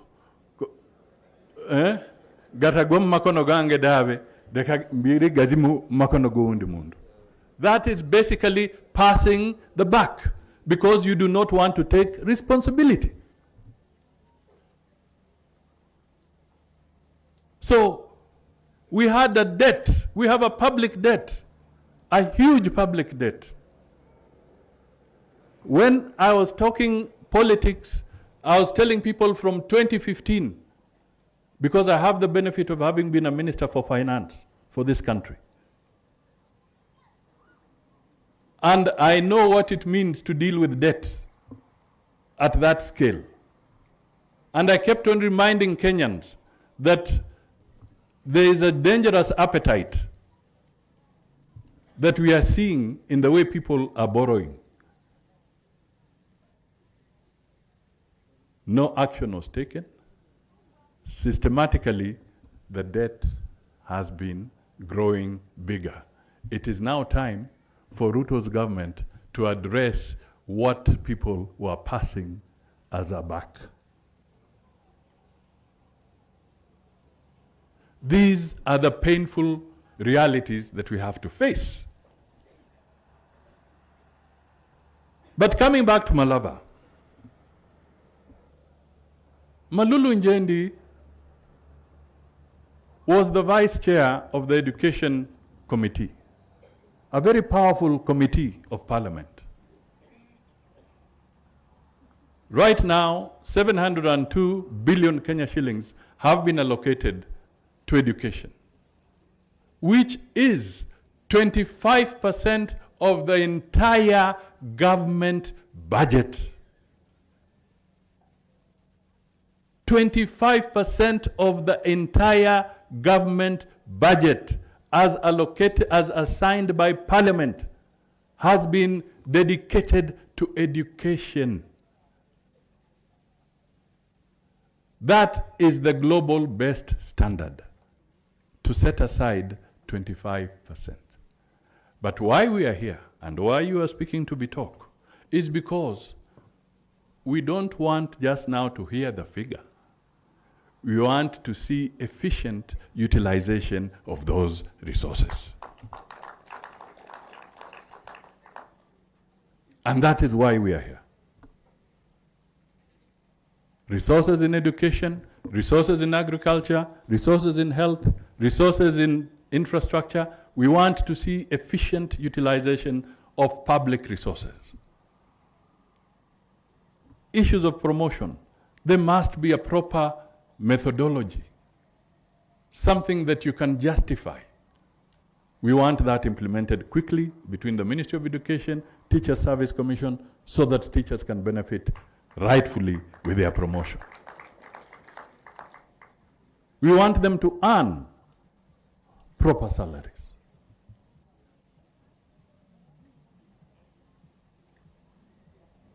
We want them, because they are beacons in their community. Everybody knows when teachers have earned, the economy in a constituency turns around.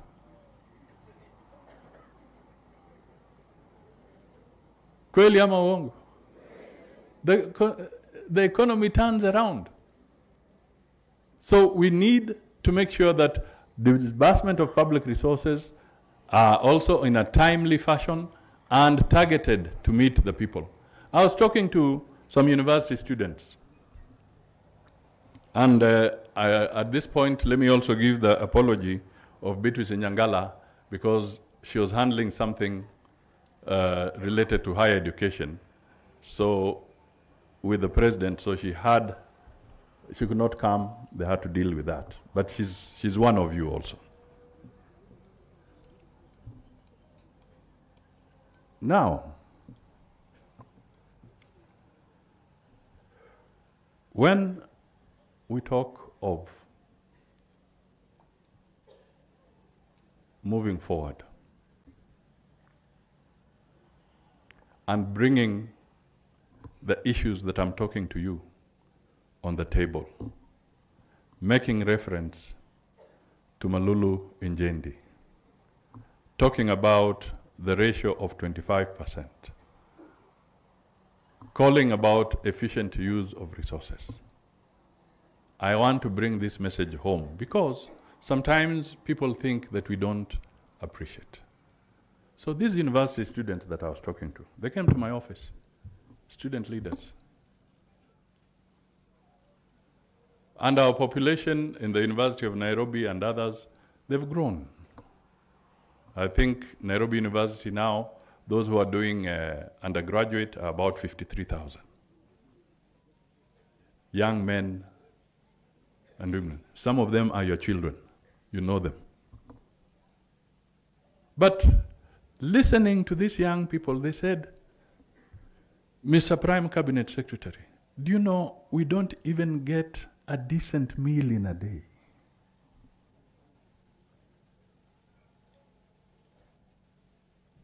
And they are supposed to be learning. Yani, kari shipire honi uzashenyine shemakanda.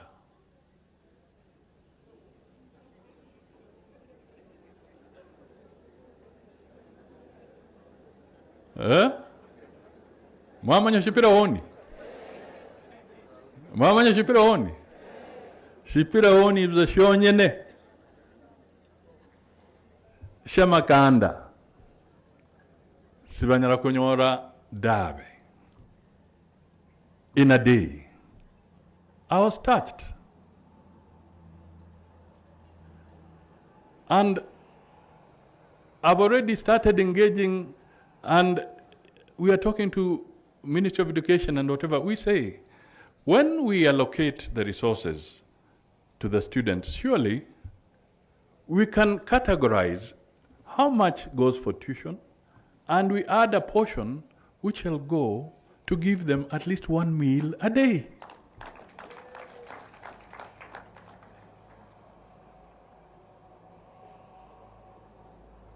If you think these things don't touch us, let me for the first time tell you, they touch us.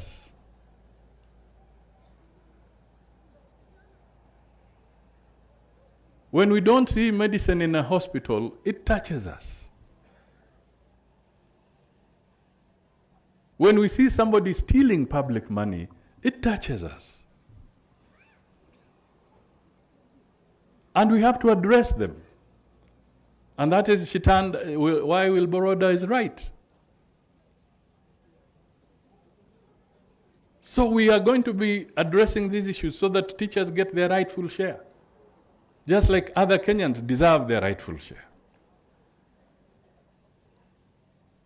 So I have come to you as good people of Malava, with all humility, to tell you, please don't hide behind your clan to determine the leadership of Malava.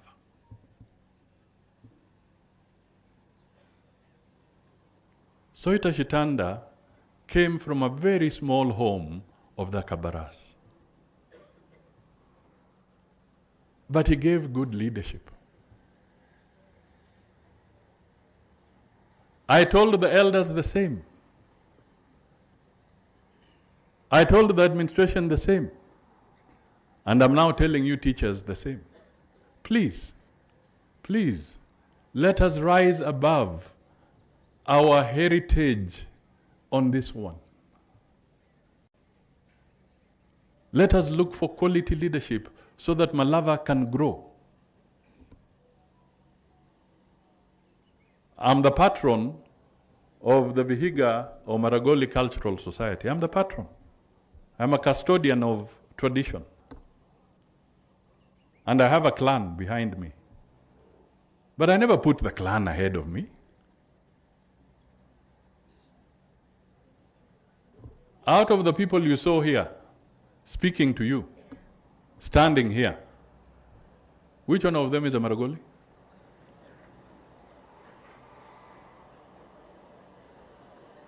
The ones who stood here.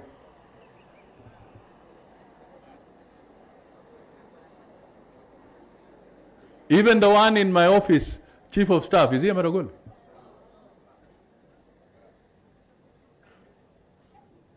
Sasa, wale watu wanapenda kusema ati Musa ari amaromavu zanda Barogori, washindwe. Because we look beyond that. We integrate, we work with different people. These lies have been told for too long by people who want to be petty and divide us. So I'm here to speak to you as one of your own. And I speak with a lot of passion for the people of Malava, because whenever I step out to seek votes, there is nobody who gives me votes like people of Malava.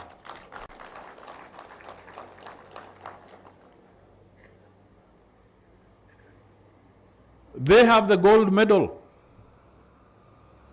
when it comes to that. Surely, we are not going to drop that gold medal in the next few months when you are going to make a decision as to who is going to be the leader of Malava. I came to you. Thank God Malava listened. Thank God Shinyalu listened. But when I came to other people and I told them, I have seen the direction and where the wind is going and what is happening, people thought I was joking. Ruto won. Today, President Ruto are working together with Raila Odinga in a broad-based government. Why are you still arguing?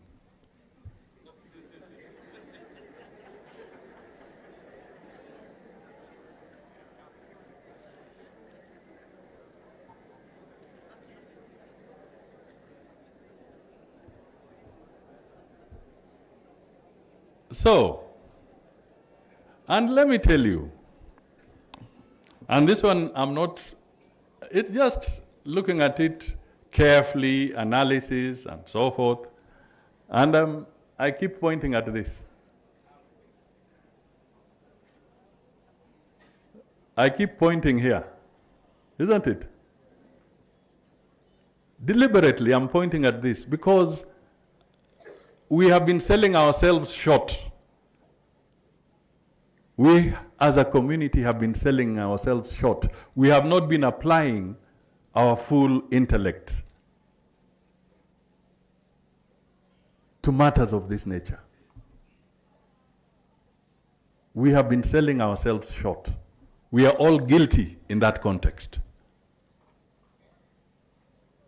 Because we have not been taking the trends, the political trends in a nation seriously.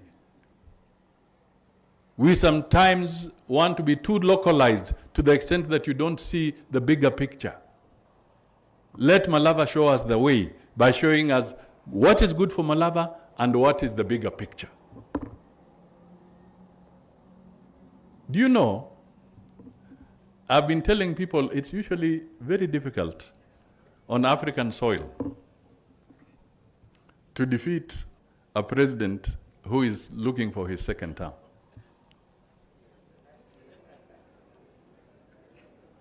And I want to give you a chronology.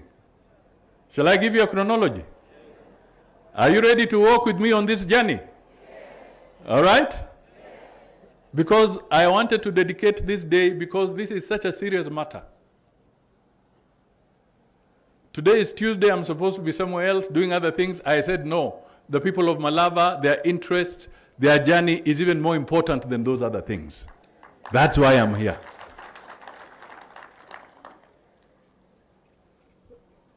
If you go back, we now go back to the era of Moi. We move away from his first 14 years when it was single party. We now come to multipartism in 1992.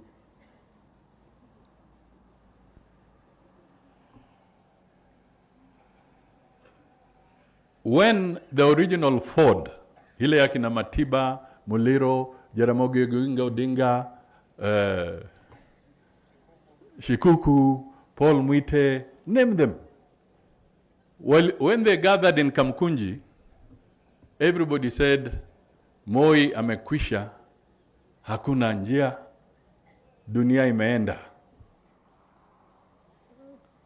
And there were massive defections. People were running away to defect, thinking that that is where it will be easy. Moi then told them, mimi ni professor wa siasa, ngoja tu utaona.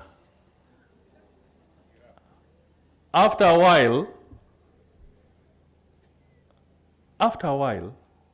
the original Ford was scattered into 4 pieces. 4. Moi walked back into office. Through the ballot, he won. By the time the opposition was saying, how did it happen? He had been voted in because people had cast the ballot. When it came to 1997, Moi calculated he had 1 more term under the new constitution at that time. Again, they thought it was whatever. Moi maneuvered, campaigned, Moi won. Kibaki came in 2002 because Moi was no longer on the ballot. And Kibaki won. This is so important to our people. Please listen to me.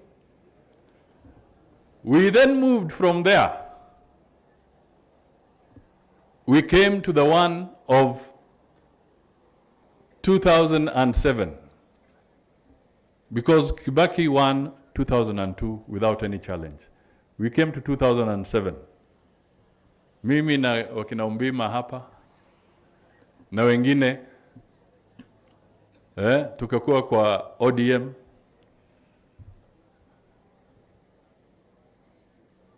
When we had that ndizi na chungwa, tukazunguka. In 2005 when we won the referendum, tukafikiri tumeshinda. Huyu mzee Kibaki sijui alikuwa alisema hiyo ilikuwa referendum, haikuwa general election. Kufika general election in 2007-2008, Kibaki akabadilika akakuwa PNU. Kibaki was a different person. Whether we debate or whatever, he got his term.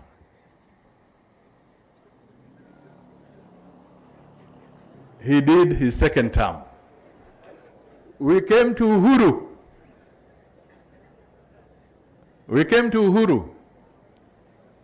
Uhuru won his first term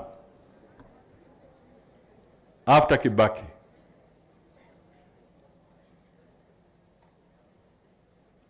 Then tukaingia 2017. Wakati ule watu wakasema, we Musalia, tumekasirika na wewe, Sasa fanya kazi na baba namna hiyo. Nikasema all right, lazima tufanye namna hiyo. Nikakubali, nikaunda NASA. Mimi ndio nilikuwa nikisema NASA Uhuru, NASA Ruto, NASA hawa, NASA hawa. Ama mmesahau? Si ndio mimi niliunda National Super Alliance. Nikazunguka Kenya nzima na NASA.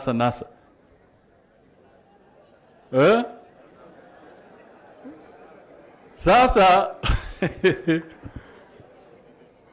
sasa wakati wa kura, hiyo slogan yetu imepotea, tumenaswa.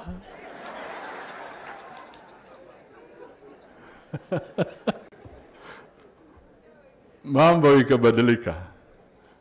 And Uhuru got his. Wakasema, tuende tufanye nini, hata petition, kufika petition, kumaliza petition. Now kurudi kwa uwanja, engine imekoza mafuta, mambo imekuwa ngumu.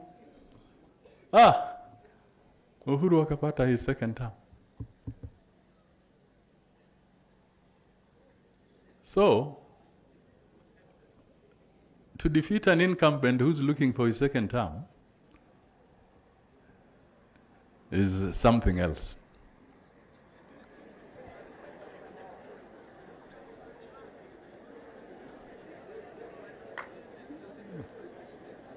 Mumurire. See, I said I'm talking to these people.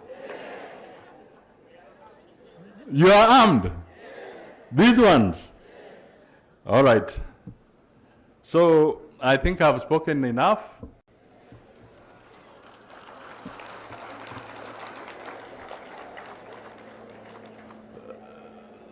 And I am so proud that I was talking to my brothers and sisters. And I want to leave you with just one other message. Can you beam the second one?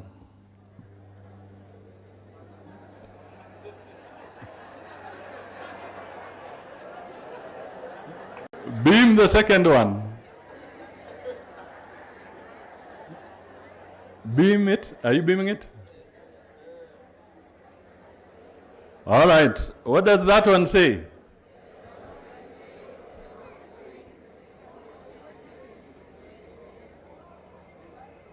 The longer you stay on the wrong train, the more expensive it gets to get you home, isn't it? Vandova Malava, on which train are you?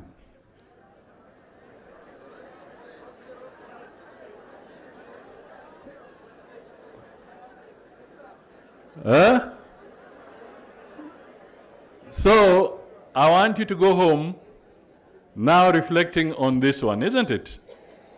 Just to think very carefully on which train are you. And you remember I told you about the story of passing the buck, delaying to make the right decisions, delaying to implement the right decisions is basically being on the wrong train. And it becomes expensive to get home. And what do we mean by home? We mean education for the people of Malava. We mean good roads for the people of Malava.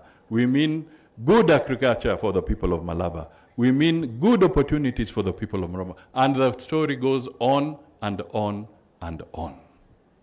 So don't delay to get on the right train. I speak to you, and I told you that we merged, ANC, UDA, we merged. I will not tell you who a candidate will be, but I want you to go home. Just reflect. I'm your brother. I want to continue working with you. I want to make sure that when President Ruto is seated and he leaves his glass of water on the stool next to the MP for Malava to go and answer a phone call, when he comes back, he should know that his water is safe and he can continue drinking from that glass.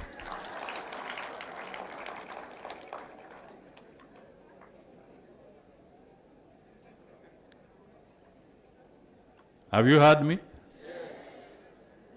Is that too much to ask? Have I insulted anybody? No.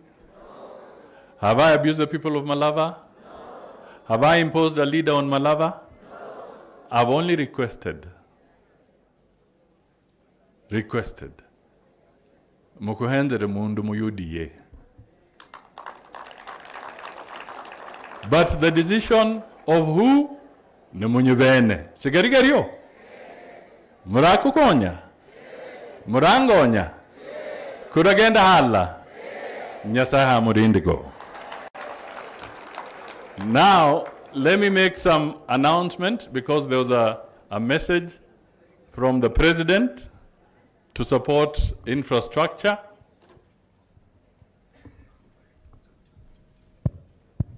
And I'll request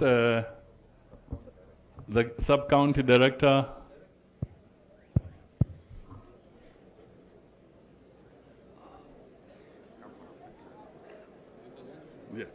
come. We brought our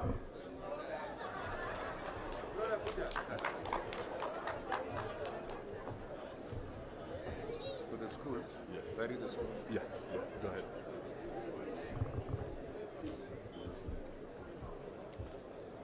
Thank you, Excellency. Thank you. The schools which are benefiting from this infrastructure, we have Tande Secondary School, which is our host, Your Excellency. We have Matsaga Secondary School, Chereso Comprehensive School,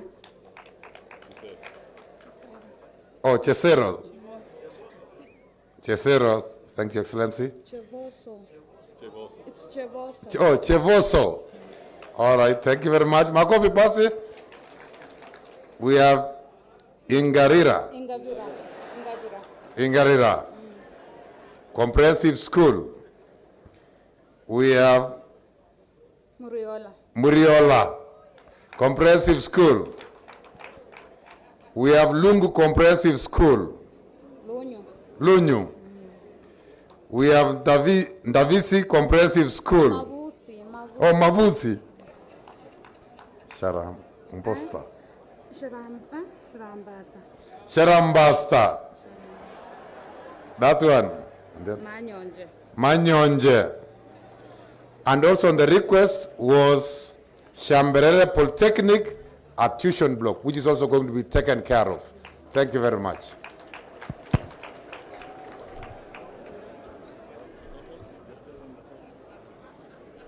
The total amount, His Excellency, the Prime Cabinet Secretary has been able to bring today for improvement of these schools is 20 million Kenya shillings.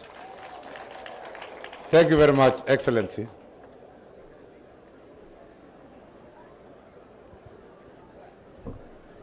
Thank you. That is a message from President Ruto to our schools. And if I go further, I want to emphasize something that Raymond Omolo said here. When Njendi Malulu, when he was there, he pushed and certain administrative units were gazetted. But then they were not operationalized the way Raymond has told us, the PS Interior. So I want to read a letter to the regional commissioner signed by Raymond. And it is dated 4th August 2025. Subject: operationalization of administrative units. Authority is hereby granted to operationalize the following administrative units with immediate effect. Not tomorrow.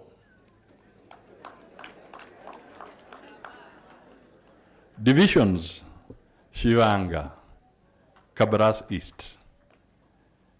Chesero, Kabras East. Shilugu Mwigai, Kabras West.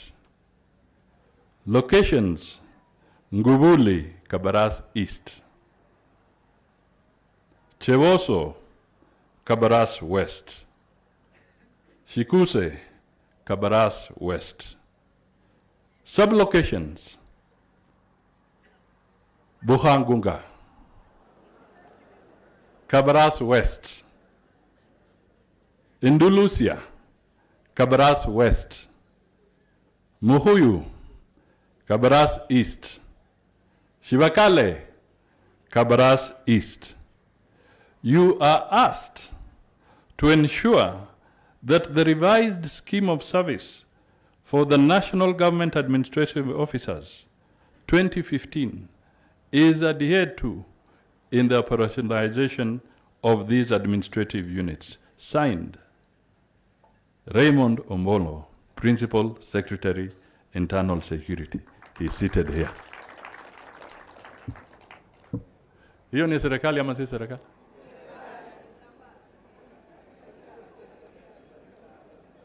Nigava. Our good lady there, chair of the PWD wing of our teachers, she said it. Shall we deliver? Can we deliver? Yes. So, we are fulfilling a journey. Malulu started, working with you. We are pushing these things. We are pushing them. And we'll work on the roads.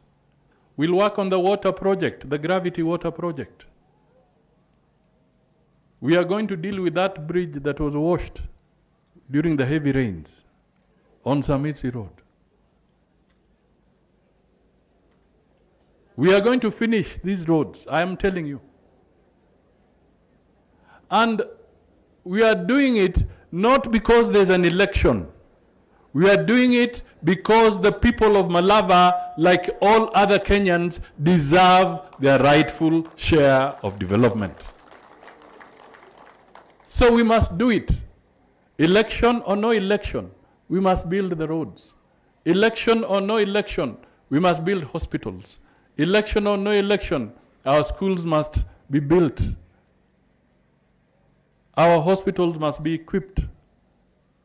Our cooperatives must grow. Election or no election, we have to get the right leadership. Mpira kwenu. Nyasaye amurinde.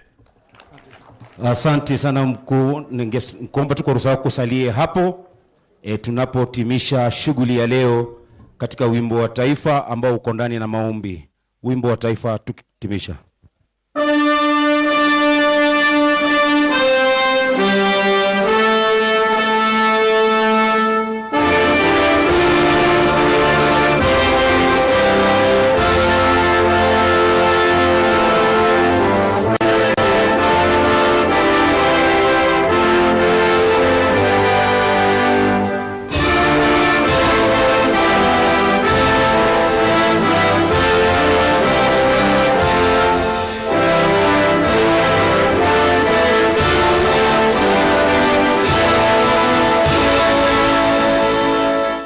Asante.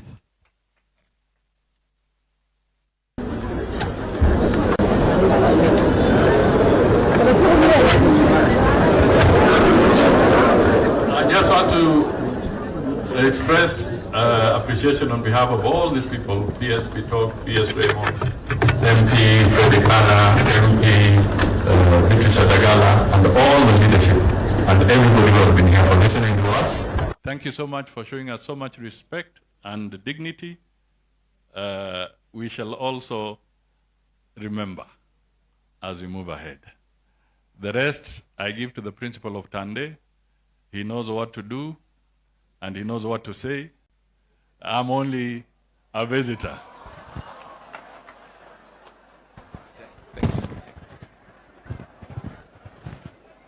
What are you saying? They remain, or they already know?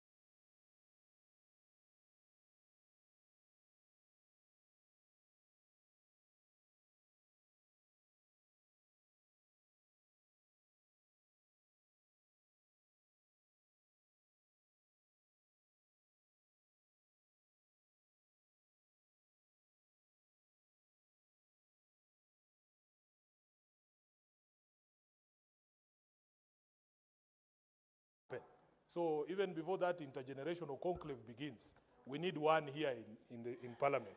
Speaker, allow me to very briefly comment on the statement by Senator Wakili Hilary Sigei on the voiding of payments. On this particular issue, Honorable Speaker, I am a very proud member of the County Public Accounts Committee. A very proud member of the Public Accounts Committee. I am aware that Senator Onyonka has been on this business from day one, because he was saying in his county they were quite notorious. And even here in Nairobi, you have suppliers crying that their payments will go all the way to what they call IB. And then somehow they just disappear, and when the money is released by the control of budget, somebody else is paid. Speaker, I am aware that Governor of Central Bank, Kamau Thuge, actually appeared before the devolution committee of this house, and he told us that the CBK is going to tweak some technology there. And maybe we can send Ososi, who is our expert on ICT, to confirm that this has actually been done.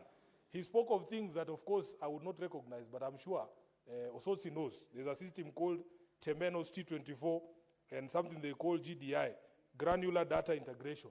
And he has assured this house through the Committee of Devolution that there will no longer be possibility of county officials voiding transactions. Once the control of budget has released money to pay supplier X, it is no longer going to be possible for you to make those changes. And I think this house and Senator Onyonka, you can be very proud because you have pushed this agenda from the beginning of this house. And I am happy that someone at the CBK has finally listened, and we are hoping that there will be a change. I thank you, Honorable Speaker. Thank you. Now, Honorable Members, the 15 minutes. Markets in Vihiga and Bungoma counties, arising from a statement sought by Senator Godfrey Osotsi, MP, and Senator David Wakoli, MP. Resumption of debate. Honorable Senators, this is a resumption of debate that was interrupted on 31st of July 2025, and when the House rose, Senator Godfrey Osotsi was on the floor contributing to this particular statement, and you still have got a balance of 12 minutes to conclude on your comments on this committee report. If you still have comments to make, you may utilize your 12 minutes that was remaining. Thank you, Mr. Speaker. Mr. Speaker, I had started commenting on the report by the Devolution Committee on the markets in Vihiga and Bungoma following the visit by the Committee of Devolution headed by my good friend, Senator for Wajir, who did a very good job to visit the two counties last year in June. Mr. Speaker, this report, I started by saying that there are very, very fundamental misleading information in this report. If you look at the report, it is giving figures which are not matching up, Mr. Speaker. Mr. Speaker, there is a table there that shows that between 2018, 2019, all the way to 2023, 2024 financial years, a gap of 6 years, the county made a mere 82 million shillings, Mr. Speaker. But then, Mr. Speaker, there is a breakdown for July 2023 to May 2024 that shows that Luanda market alone made 35 million shillings. Clearly, even a school-going child will know that there is something fishy about this. So I want to request the Committee of Devolution to relook at the information that was provided by the county government of Vihiga on the revenues that are earned by markets in Vihiga County. Because Luanda alone, if Luanda alone in a span of 10 months could contribute 35 million, how about all the other markets, Chamagogo, Mudete, Chavakali, Mbale, Serem, even Luanda, Isibuye, in 6 years, how would they contribute only 82 million shillings? Mr. Speaker, some of the things that county government give to us in our committees are shocking, and this is one of them. So I will be asking, before we adopt this report, Mr. Speaker, I'll be asking the Committee of Devolution to relook at what was given to them and which they are put in the report, which is misleading, Mr. Speaker.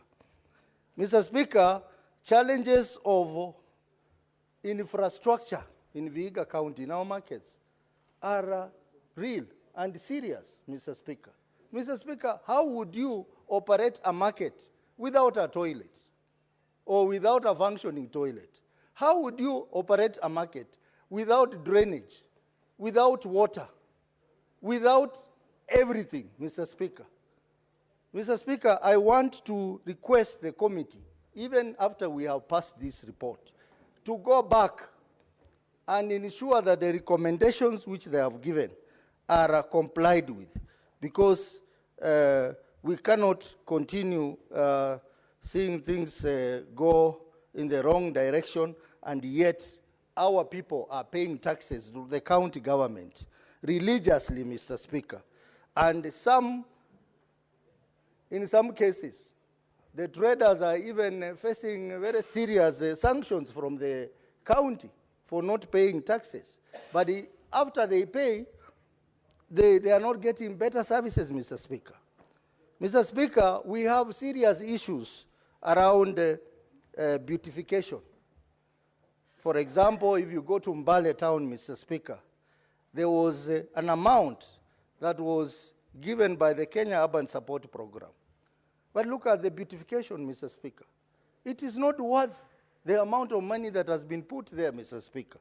So I request the committee to really get proper data from the county government on how much money was spent to tarmac the 4.6 kilometer Ikulu Road from Mbale to passing through the governor's house all the way down there. How much it costs.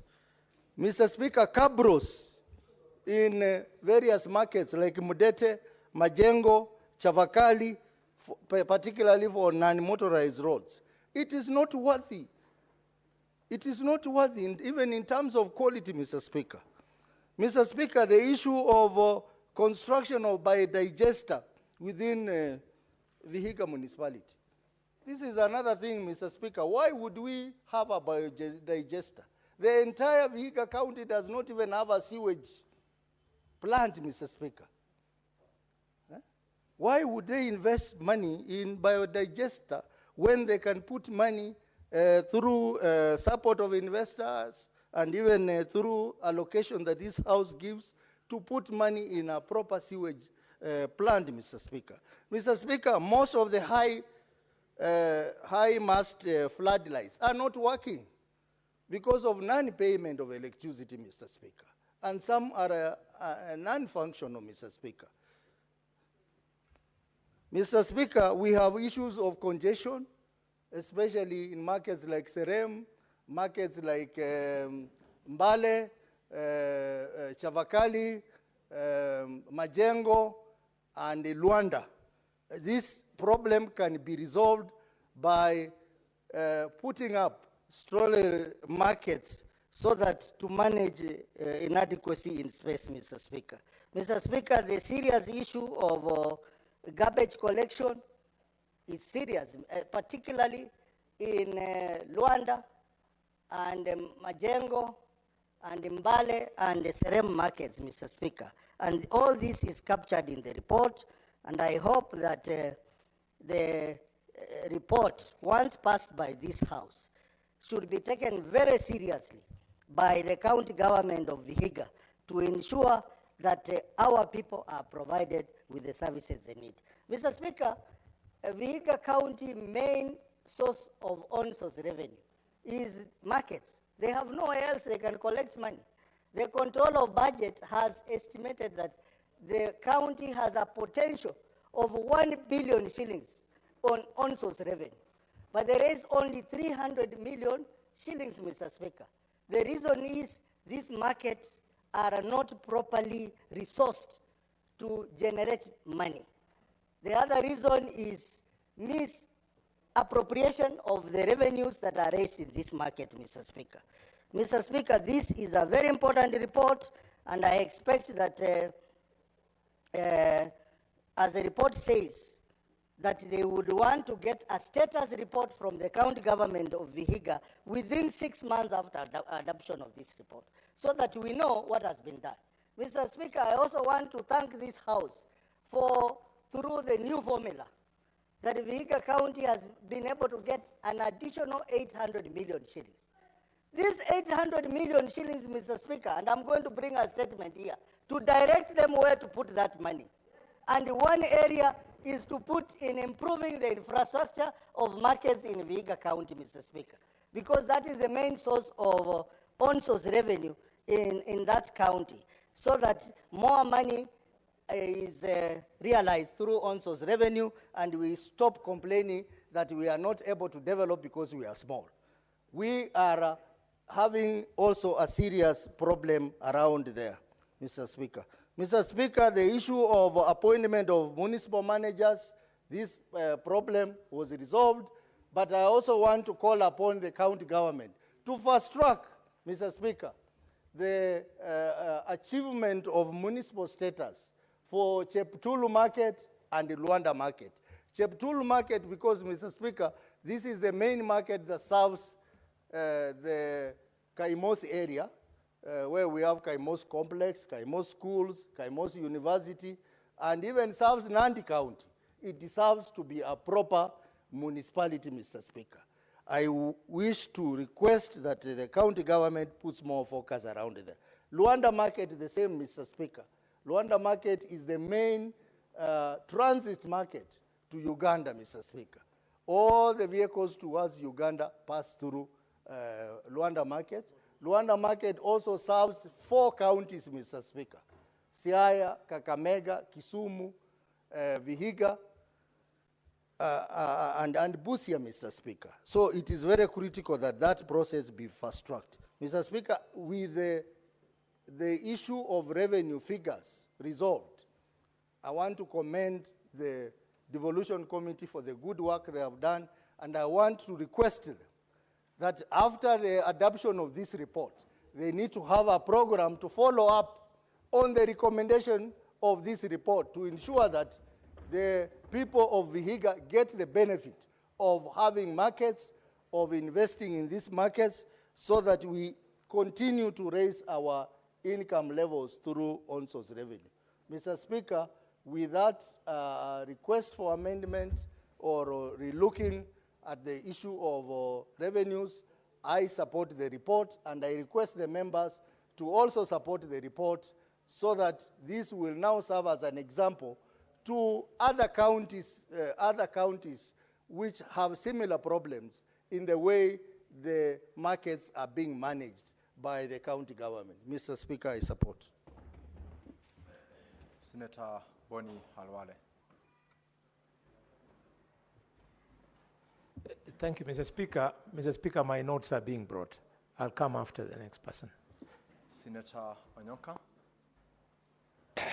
Mr. Speaker, I wanted to first of all congratulate my brother Osotsi for having brought this issue to the bearing of the members in this House. Number two, I want to thank my chair, Honorable Abbas, who in the Devolution Committee has stood studiously and listening carefully for us to interrogate the issues. Mr. Speaker, what I wanted to mention is that, and in this case I want to plead to Kenyans and most probably to members of this House, because Honorable Halwale, this House is the last line of defense for devolution in this republic. And I think we as members of this committee should look at it a bit differently than we have looked at before.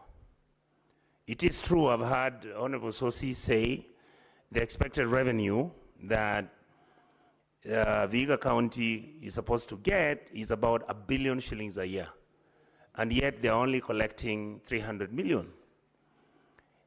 Mr. Speaker, if you check, the recent one that I checked out was Kiambu County, where the governor, through some miracles, has actually for the first time, from collectible revenue, which was 1.1 billion, he has hit 6.2 billion. If that is not interesting to us, then I don't know what can make us realize it is interesting. The only thing that the governor did, and I had to call him and ask him, Speaker, he just changed the financial platform. He did what Kangata has done in Muranga. Look at what Kangata got last year. From 226 billion, he crossed over to 1.5 billion.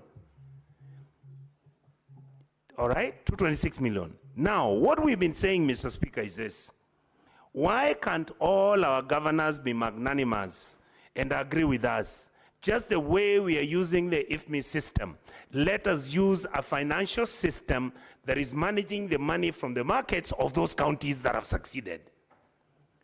Why can't all counties sit down and agree from what Kiambu has done and what Muranga has done? These are cases scientifically that you can prove. So we adopt the financial system that has been producing results instead of us doing the nonsense that we're busy doing. Mr. Speaker, if you come to, again, the other issue that Honorable Sosi has raised, look at the IFMI system. The IFMI system is the one which runs the procurement, runs the payments. Look at the way we are handling pending bills within the county governments. And of course, I want to thank my colleagues who... Senator Onyonka, there is a point of order here. What is your point of order, Senator? Yes. Mr. Speaker, I agree with the passionometer of Senator Onyonka in contribute, but is it in order for him to use unparliamentary language? Because in the engagement we have had in the floor of the House, the word nonsense does not appear anywhere in parliamentary. Would he withdraw and apologize so that we can feel his passionometer on the matter? Senator Onyonka. Thank Thank you, Mr. Speaker. The problem with my senior counsel, Cherargei, does not understand that nonsense means nothing. So it's not a derogatory term. I understand you went to Kaplamai Primary, you know those things. Senator Onyonka. And I was going to St. Mary's, you know these diaspora, you know these things. With a very light touch, Mr. Speaker. So I want to say... Senator Onyonka, Senator Cherargei is not a senior counsel, number one, he's a counsel. And he has a point of order. Could you take your seat? Yes.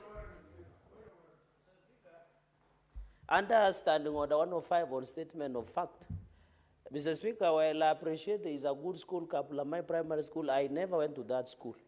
Would it be in order for the senator to withdraw and apologize for misleading the House? Yet I attended the great school called St. Francis Cheptarit Catholic Church, Catholic Primary School. And I went to the great school of Kapsabet Boys High School, where the second and the fourth president attend, and possibly the seventh will come from, Mr. Speaker. Is it in order, can you withdraw and apologize? Senator Onyonka, just confirm that the school that Senator Cherargei attended is not the one you referred to.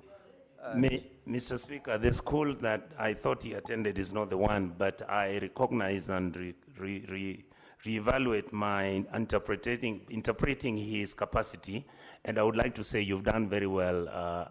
I want to give the accolade and the respect you deserve without diluting my real meaning. Thank you, sir. Mr. Speaker, I will rush through this by mentioning that we need to look at the issue. Senator Boni Halwale, there is a point of order still, Senator Onyonka. Mr. Speaker, I rise on Standing Order number 105, and as a good neighbor of the Nandi County and the Nandi people, is the senator of Kisii in order to impute improper motive against Kaplamai Primary School, the students of Kaplamai Primary School, the teachers and the parents. If he has any problems for the bad English spoken by the senator of Nandi, he should, Mr. Speaker, make it clear and not extend it to the Kaplamai community, Mr. Speaker. Can he withdraw and apologize? Senator Boni Halwale, I will not take that as a proper point of order. Conclude your comments, Senator Onyonka. Thank you, Mr. Speaker. I think my colleagues Senator do not... Order, please. Allow Senator Onyonka to conclude. Allow Senator Onyonka to conclude. Proceed, Senator Onyonka. Thank you, Mr. Speaker. I wanted to mention to my colleagues, Mr. Speaker, protect me from Cherargei. Allow him to conclude. Allow him to conclude. Senator Onyonka, the floor is yours. Thank you, sir. Thank you, Mr. Speaker. They have really destabilized my thinking pattern, but I'll pick up. I wanted to mention that even when we are looking at the weighty issues... Senator Cherargei, you are out of order, and I'm giving you the first one. Senator Onyonka, if you want to conclude, proceed. If you do not want to... I want to conclude, and I'll proceed. I wanted to mention that the county governments are the last line of defense for Kenyans, for the simple reason that funds have been devolved. For some of us who've been through this historically, educationally, or whichever ways, trying to understand what the problem for Africa have been. The problem has been resource allocation, resource mobilization, resource misallocation, and wastage within our systems. And therefore, what we have is functional. County governments can work if leadership wants it to work. We are now mismanaging our bursaries. We are now mismanaging our pending bills. We are mismanaging our bursaries that are going to schools and colleges, and although that data is available with the reports that exist within Peak, Park, and Devolution Committee. And Mr. Speaker, the other thing I wanted to tell my colleagues here, if you are able to talk to our governors, we must agree that we are going to have a structure and a financial system that is watertight and is tamper-proof. That is why I completely agree with the government position of bringing in the easy citizen payments. That is a good call, but can you make sure It is end-to-end and scripted, and let us make sure that this e-citizen is being run by the Treasury instead of it being run by a private company. Number two, Mr. Speaker, you notice under the education sector, which goes through ECD centers at the county governments, I can assure you, Mr. Speaker, we don't have a system where we know the number of kids that we have, the schools they're going to, what they are being paid, and all these structures, which are essentially structural in the management of the financials of the county governments, have a problem. One of the issues, I'm sure, Mr. Speaker, you've seen, because you sit in this house, I have constantly argued, all the money I make, KRA knows what it is. All the money that I pay, KRA knows what I pay. All the money that I use, KRA knows where this money is. Why are the county governments refusing to allow the Kenya Revenue Authority to have an interface with a system that they are going to introduce that will run the financials within our county governments? I think, Mr. Speaker, with those few remarks, I really am happy. I accept and recommend the Committee of Devolution, where I sit, that the last maybe point I can raise to the members in this House, Mr. Speaker, without sounding negative or derogatory, can we please get out of this building and go to the villages and see what the money that we allocate is doing? We don't spend enough time at the villages. We are not looking at what is happening in education. We don't know what is happening in agriculture. We don't know what is happening in all these things. And yet we sit here throughout the year. We spend most probably 6 months. And yet I wish that we could actually start moving from county to county, discussing the very important things that are bothering our public, because the public is suffering a lot. Mr. Speaker, what I noticed, and this is the last comment I'll make, every place we have visited, whether it is Turkana, whether it's Mandera, whether it is Wajir, whether it is Kakamega, all the areas that we have visited as various committees of this House, next time we went there, there was an improvement. So the general feeling I have is, let members of the committees and members of this Senate, we create a program by discussing amongst ourselves so that we can visit these county governments, we visit county employees, we visit the county infrastructure, visit the roads. Let's see what is there. That is the only way we can be proactive and we can intervene before everything gets out of hand. With those very many remarks, Mr. Speaker, I want to say I support and I thank you for giving me the opportunity to contribute on this matter. Before I allow Senator Mungatana to speak to this bill, I want to assure the Senator for Nandi that there is nothing called bad English. So what exists is what can hurt. What does not exist, which is the bad English, does not in any way hurt you.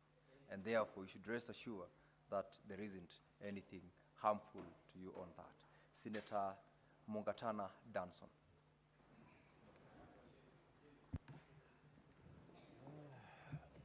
Thank you, Mr. Speaker. Mr. Speaker, first of all, I want to take the opportunity to commend the chair of this committee and the team, the Committee on Devolution and Intergovernmental Relationship, Senator Abbas, and the team for the good work they have done. Mr. Speaker, I want to echo the words of Senator Onyonka, that every time members of the Senate, through their committees, they visit the counties for whatever purposes, the next time that they go there, there is improved services, especially on issues that were targeted. So yes, we want to continue encouraging these kinds of visits. So I want to commend my colleagues for the work they did and say just a few things. The status of these markets in Vihiga County, the status of these markets that have been listed here, from Mbale all the way to Shamaholo, Esibuye, and so on, Mr. Speaker, the report reflects the situation that is obtaining within other counties, including my own county, Tana River County. Mr. Speaker, one of the biggest problems that our people ask and the questions they ask is that why are we paying, why are we paying the county government these monies and we don't get services for the monies that we pay to the county government? And Mr. Speaker, my own county, there was a time Bura Market had a fire. And when you ask what was the cause of that fire, Mr. Speaker, it goes down again to the fact that there are no services that the county government is giving to those people.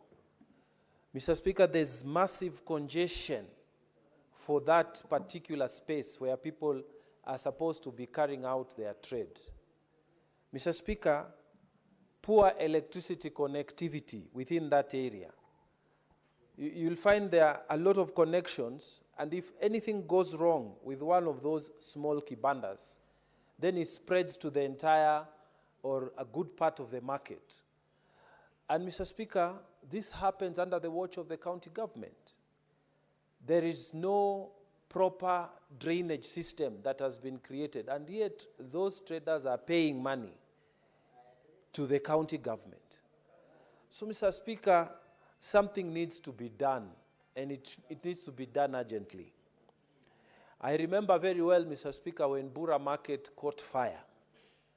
The market just caught fire, and people could not explain what is happening. It was something later on, it was explained as an electrical hazard.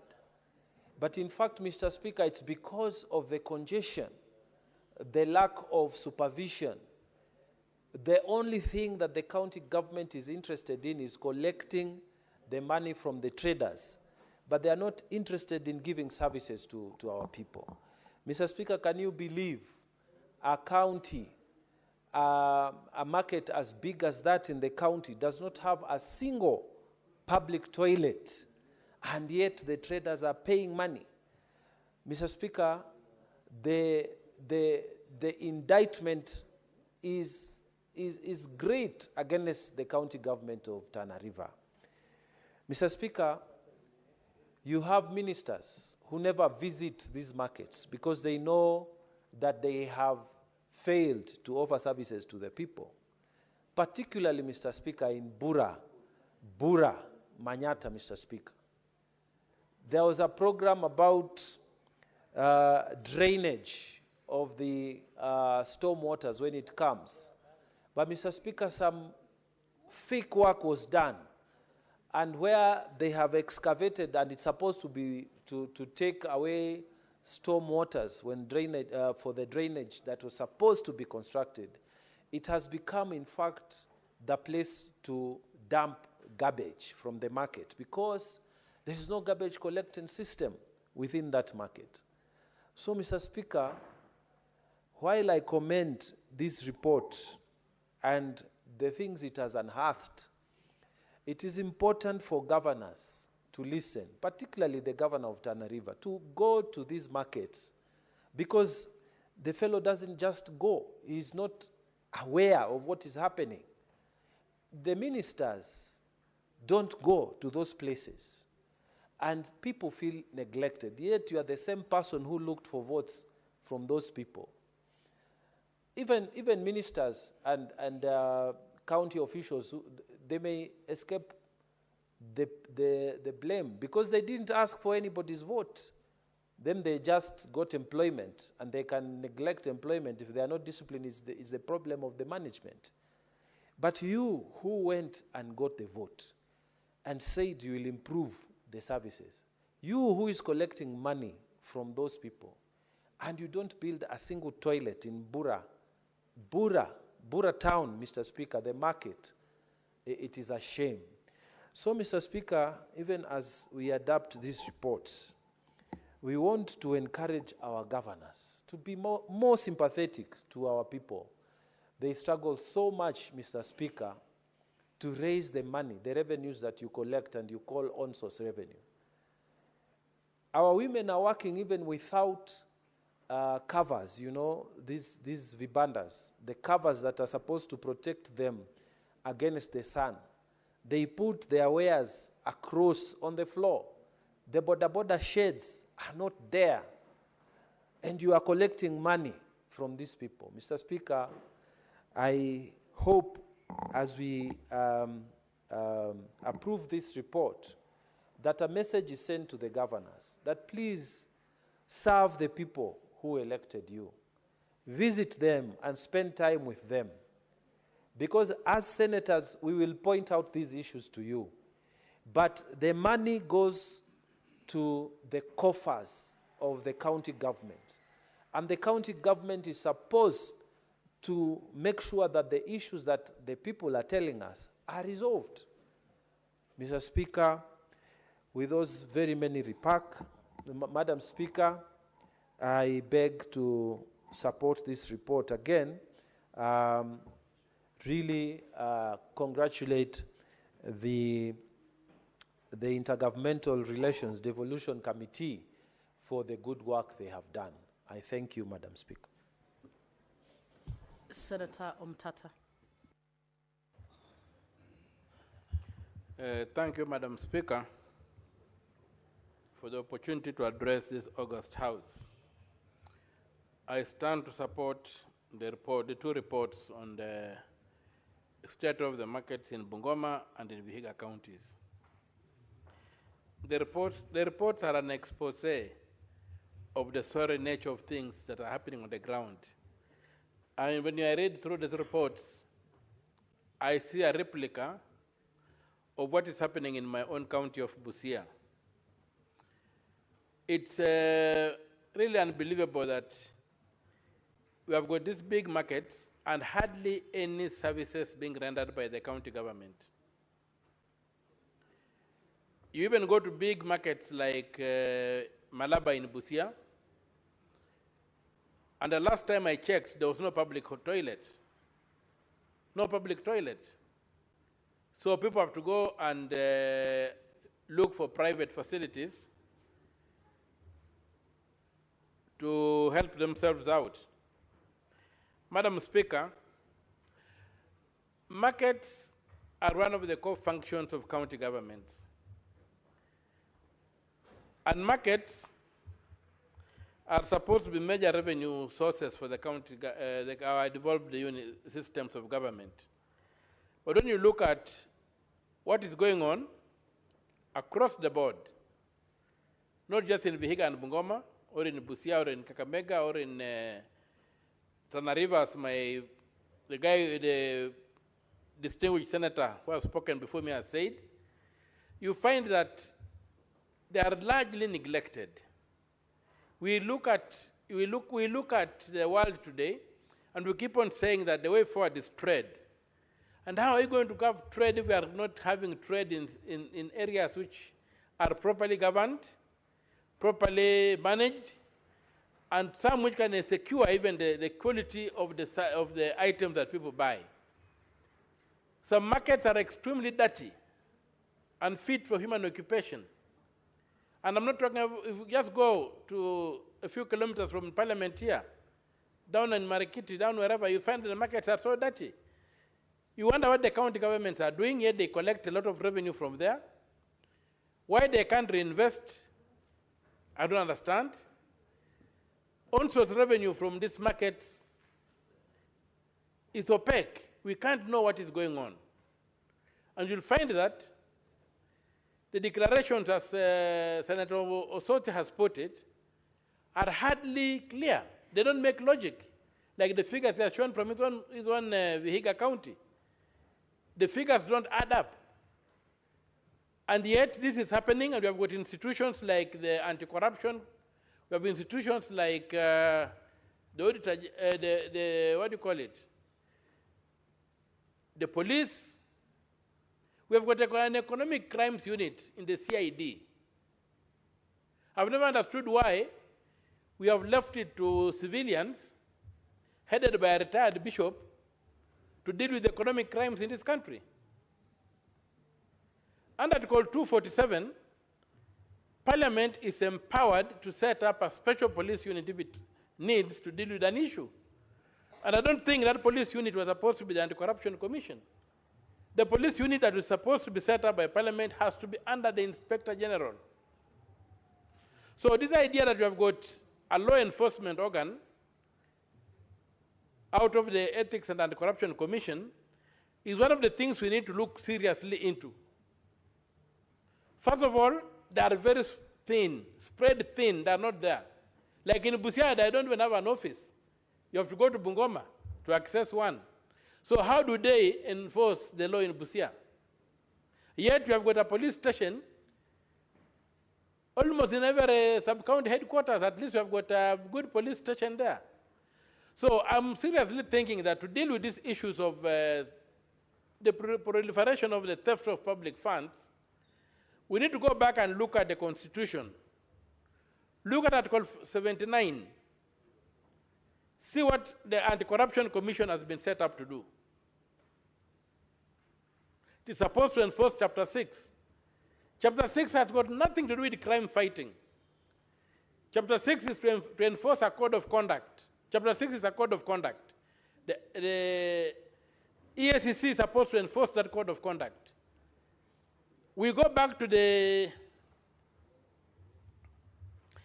Economic Crimes Act of 2003, I think, where before the Constitution was, the current Constitution was created and put into force, we had a nobody that had been appointed to be fighting corruption. But if you look at our Constitution today, matters crime are exclusively to be dealt with by the police. When you go to the CID, they've got a whole department on economic crimes. So the question is, why are we letting the EACC cover up for these people who are messing up? The EACC has no capacity to begin with. There are very few people. Secondly, there are civilians headed by a retired bishop. And you have got all this infrastructure of the DCI across the country that could be open and could be utilized by the people to ensure that we rein in this runaway misappropriation of public funds. The biggest issue with our market is that people pay taxes, they get no services, and that money is not accounted for. We need to get a way of enforcing the law. And to enforce the law, we must. And we must look at the foundational issues that are causing us not to be able to click when it comes to the question of law enforcement in matters of theft. Theft by public servants. You realize these matters of platforms. We have platforms that have been known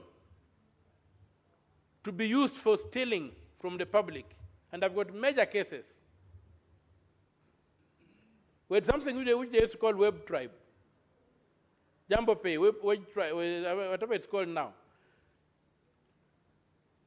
You find that rogue governments use it. And after fleecing Nairobi, I think Meru, I think the National Health Insurance Fund, they are now the people supposed to be collecting funds in Busia. So why are these people not being blacklisted and locked away from engaging with the public? They have messed up in Nairobi, they have messed up elsewhere, they have stolen public funds, they are still being allowed to contract with county governments. We will never get to the bottom of this thing unless we tie this, and we also need to look at these markets. We have got the facility improvement laws that are allowing the facilities to retain funds that they collect to be used to improve those facilities, and only the excess is what goes to the national coffers or to the county coffers. Why can't we have an arrangement similar so that we ring-fence money raised in markets to, first of all, provide services for that market? If there's an excess, then that money can be taken to the county revenue fund or elsewhere. So I plead with this House that we consider seriously coming up with a mechanism like what you have done for the health facilities, the facility improvement funds, so that we can have a facility improvement funds or market improvement funds, whatever you want to call it, so that these markets that are producing a lot of money are first of all taken care of from the money they generate before we give that money out to do other things in the county or to do other things in the national government. Maybe that way we'll be able to improve the service delivery and not rely to the money going to the county revenue fund and then coming back. And you look at some of the things that they do, they're highly inflated, substandard works that take place, and at the end of the day, we entrench poverty, because if we can't utilize our resources to create wealth, then we have no business being called leaders in this country. Because the only function a leader has from where I stand is to convert resources into wealth. Now, if our people are so resourceful, but they operate in squalor, yet they're generating a lot of wealth, what are we up to? We need to take action. And I want to thank my brother senators from Bungoma and Vihiga for having brought this request for statements that have basically opened the can of worms that is eating up our markets across the country. The other thing about markets is that the national government has taken over the function of building markets from the county governments. There's a lot of money coming in from the national governments to go and build build markets. Why can't that money be channeled through proper lines so that we can know that this money was budgeted for, either as additional grants or whatever it is they are giving to the counties, and then we know clearly what has happened. You just hear that a market is being put up somewhere by the national government. So many hundreds of millions of shillings are being utilized. A contractor is being sent on the ground to begin implementing projects. You don't know how this contractor was funded, was sourced. You don't know what kind of product is supposed to give the people in terms of the market. Sometimes you find markets being located in areas that traders refuse to patronize, and yet public funds are being spent. So why are we having all this disconnect?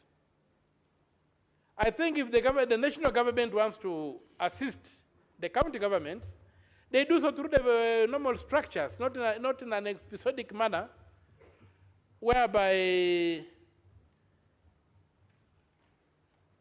allocations are being made on the basis of friendship or on the basis of proximity to the president. We have had the question of the broad-based government. When you look at when you ask for the justification for the broad-based government, you are told that the ODM had to intervene to save the Kenya Kwanza government from collapse. I was just trying to look at it as an analogy. If somebody is very sick in a hospital and he needs a blood transfusion, you don't just go for any blood. You can only take blood transfusion from the blood type, the type group. They have to be the same type groups. So this is a revelation that the blood group in ODM is the same as the blood group in Kenya Kwanza was very, very important revelation for us. So that because there's no way unless ODM had the same blood group, there's no way it could infuse blood into Kenya Kwanza and give Kenya Kwanza life. So this Senator Mtata, what is the link of what you're saying to the markets, the report you're speaking to? Yes, I'm getting there. I'm getting there. I'm trying to tell our people that ODM was supposed to be in the opposition, doing oversighting the government.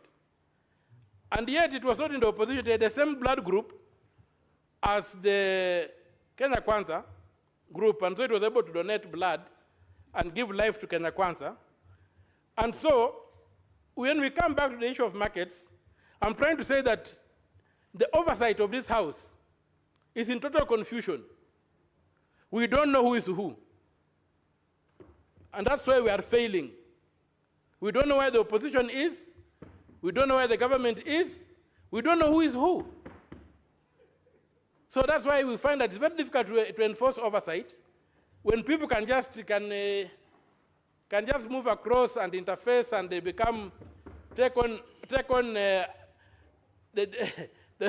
they become the mirror images of each other that way. So I bring that thing of the blood transfusion to show you that we do not have, for honest, because if ODM did not have the same blood group as Kenya Kwanza, ODM's entry into Kenya Kwanza should have killed Kenya Kwanza. But Kenya Kwanza was stabilized. And so the link I'm trying to bring out is that if we want to do proper oversight, we also need to clean up our politics. We need to have principled politics. We need to have politics that are centered on proper positions, because where Kenya Kwanza had reached, where it was not functional, I would have expected ODM to demand that the Kenya Kwanza government resigns so that we have new elections. Senator Omtata. No, that the Kenya Kwanza... Can you please make a link? You are contributing to the report of the Intergovernmental Relations. Is it your view that report is not an oversight report? Can you make a link of what you're saying to the report? I'm saying that, you see, the markets are now being built in a haphazard manner by the national government without respecting the distinction between the roles of the county government and the national government. And I'm saying when you come into political parties, the distinction between opposition and government is no longer there. So we are so there's that analogy I'm trying to create of blood transfusion. ODM had the same blood group as Kenya Kwanza. That's why it could transfuse blood that saved Kenya Kwanza. Otherwise, ODM should have demanded that Kenya Kwanza resigns so that we have elections and we get to have a new start in this country. Thank you, Madam Speaker. Senator Boni Khalwale.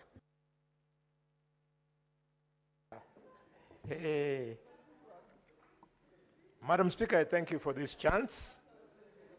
And I want to express my satisfaction with the industry by your committee, where you are the vice chair, and my brother Mohammed is the chair.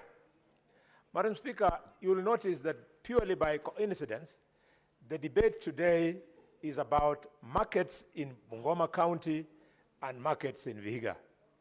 And because markets play a key role in the economies not only of these two counties, but by extension, all the 5 counties of the former Western Province, I therefore want to speak very candidly to the governor of Trans Nzoia, Bungoma, Kakamega, Vihiga, and Busia, that we are expecting a lot from them. And if the report of this committee on the 2 counties is anything to go by, then they have missed our expectations by miles. Madam Speaker, just in this House, 18.2 billion shillings was afforded for budget in Kakamega County. 15.6 billion for Bungoma County. 9.3 billion for the Trans Nzoia County. 9.2 billion for the Busia County, and 8 billion for the Vihiga County. How on earth, Madam Speaker, could it be that despite all these billions of shillings, when you move across the 5 counties, there is no visibility of development? Senator Osotsi, Senator Wakoli, myself, Senator Chesang, Okiya Mtata, there is something wrong in our home counties. And if we do not raise our voices, if we pursue this route of us being organized here in Nairobi, that either you belong to the opposition or to the government, or you are part of the misunderstood or ununderstood thing called the broad-based, we will sink even further. We will spend all our working hours, Senator Mtata, thinking about how nice, how God sent the broad-based government was, when in actual effect, poverty continues to rise in our backyards. Madam Speaker, when you look at these counties, these billions, and of course, as expected, our share from the 85% that remains at the national government is supposed to open our economy.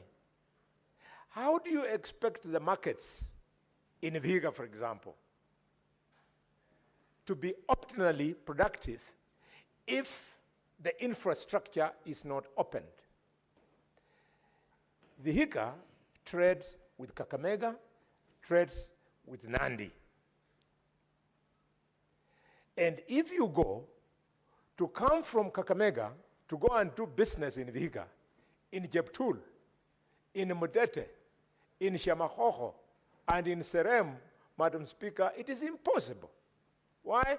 Because the national government has been promising our people, election after election, including the election of 2022, that they will fix the road infrastructure.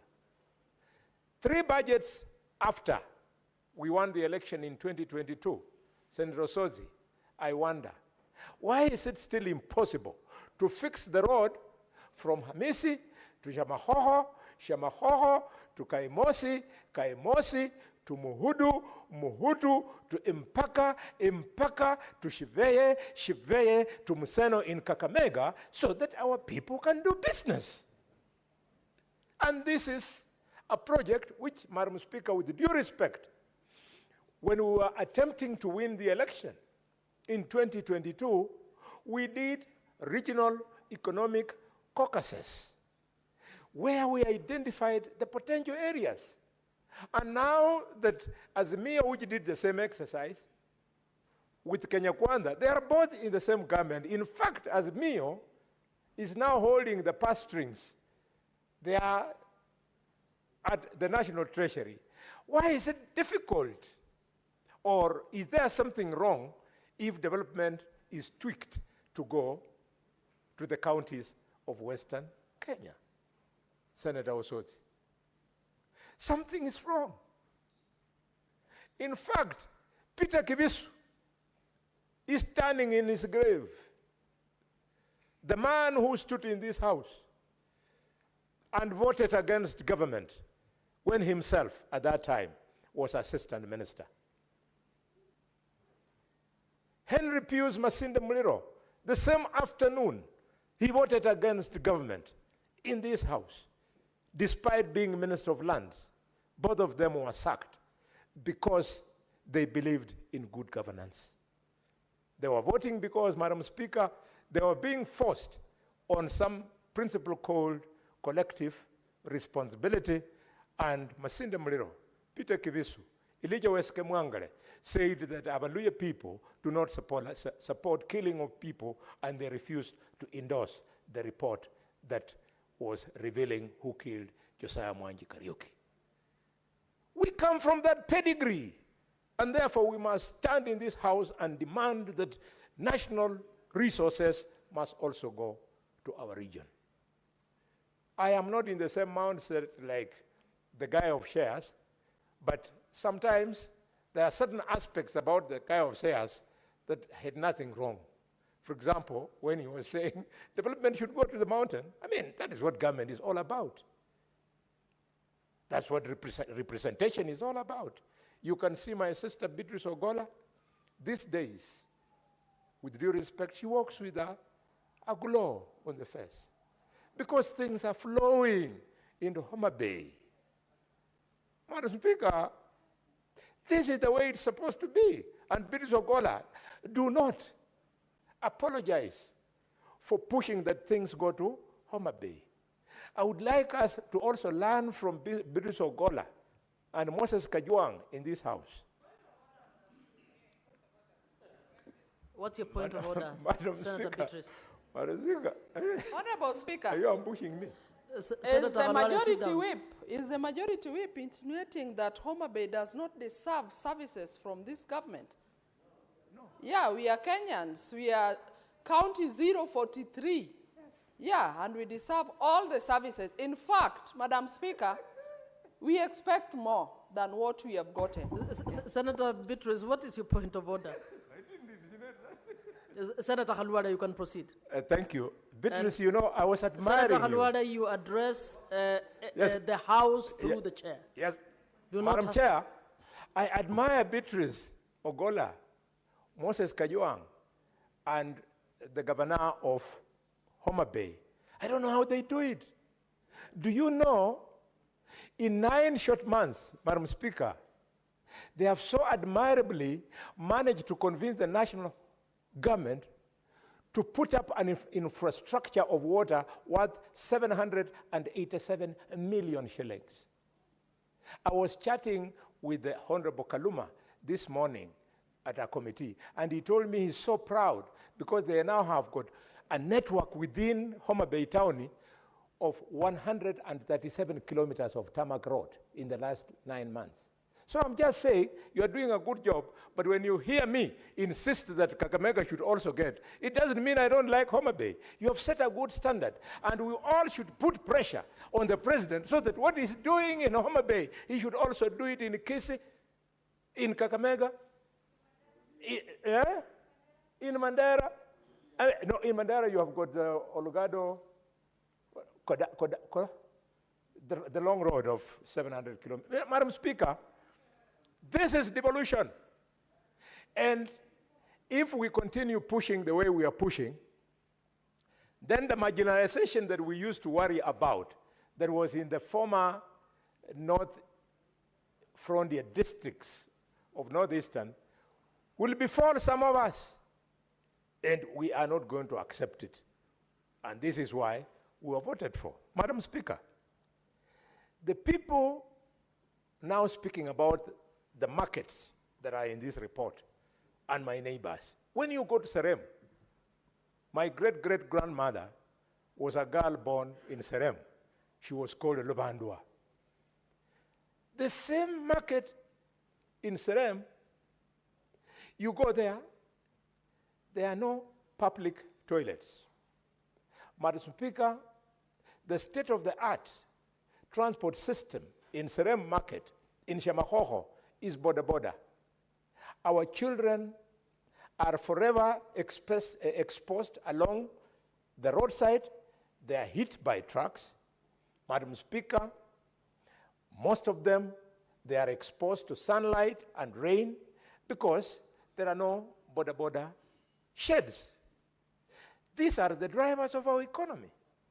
Madam Speaker, as her daughter, who we happily handed over to Kisumu, but who was born in the same place like me, you know Shamahoho.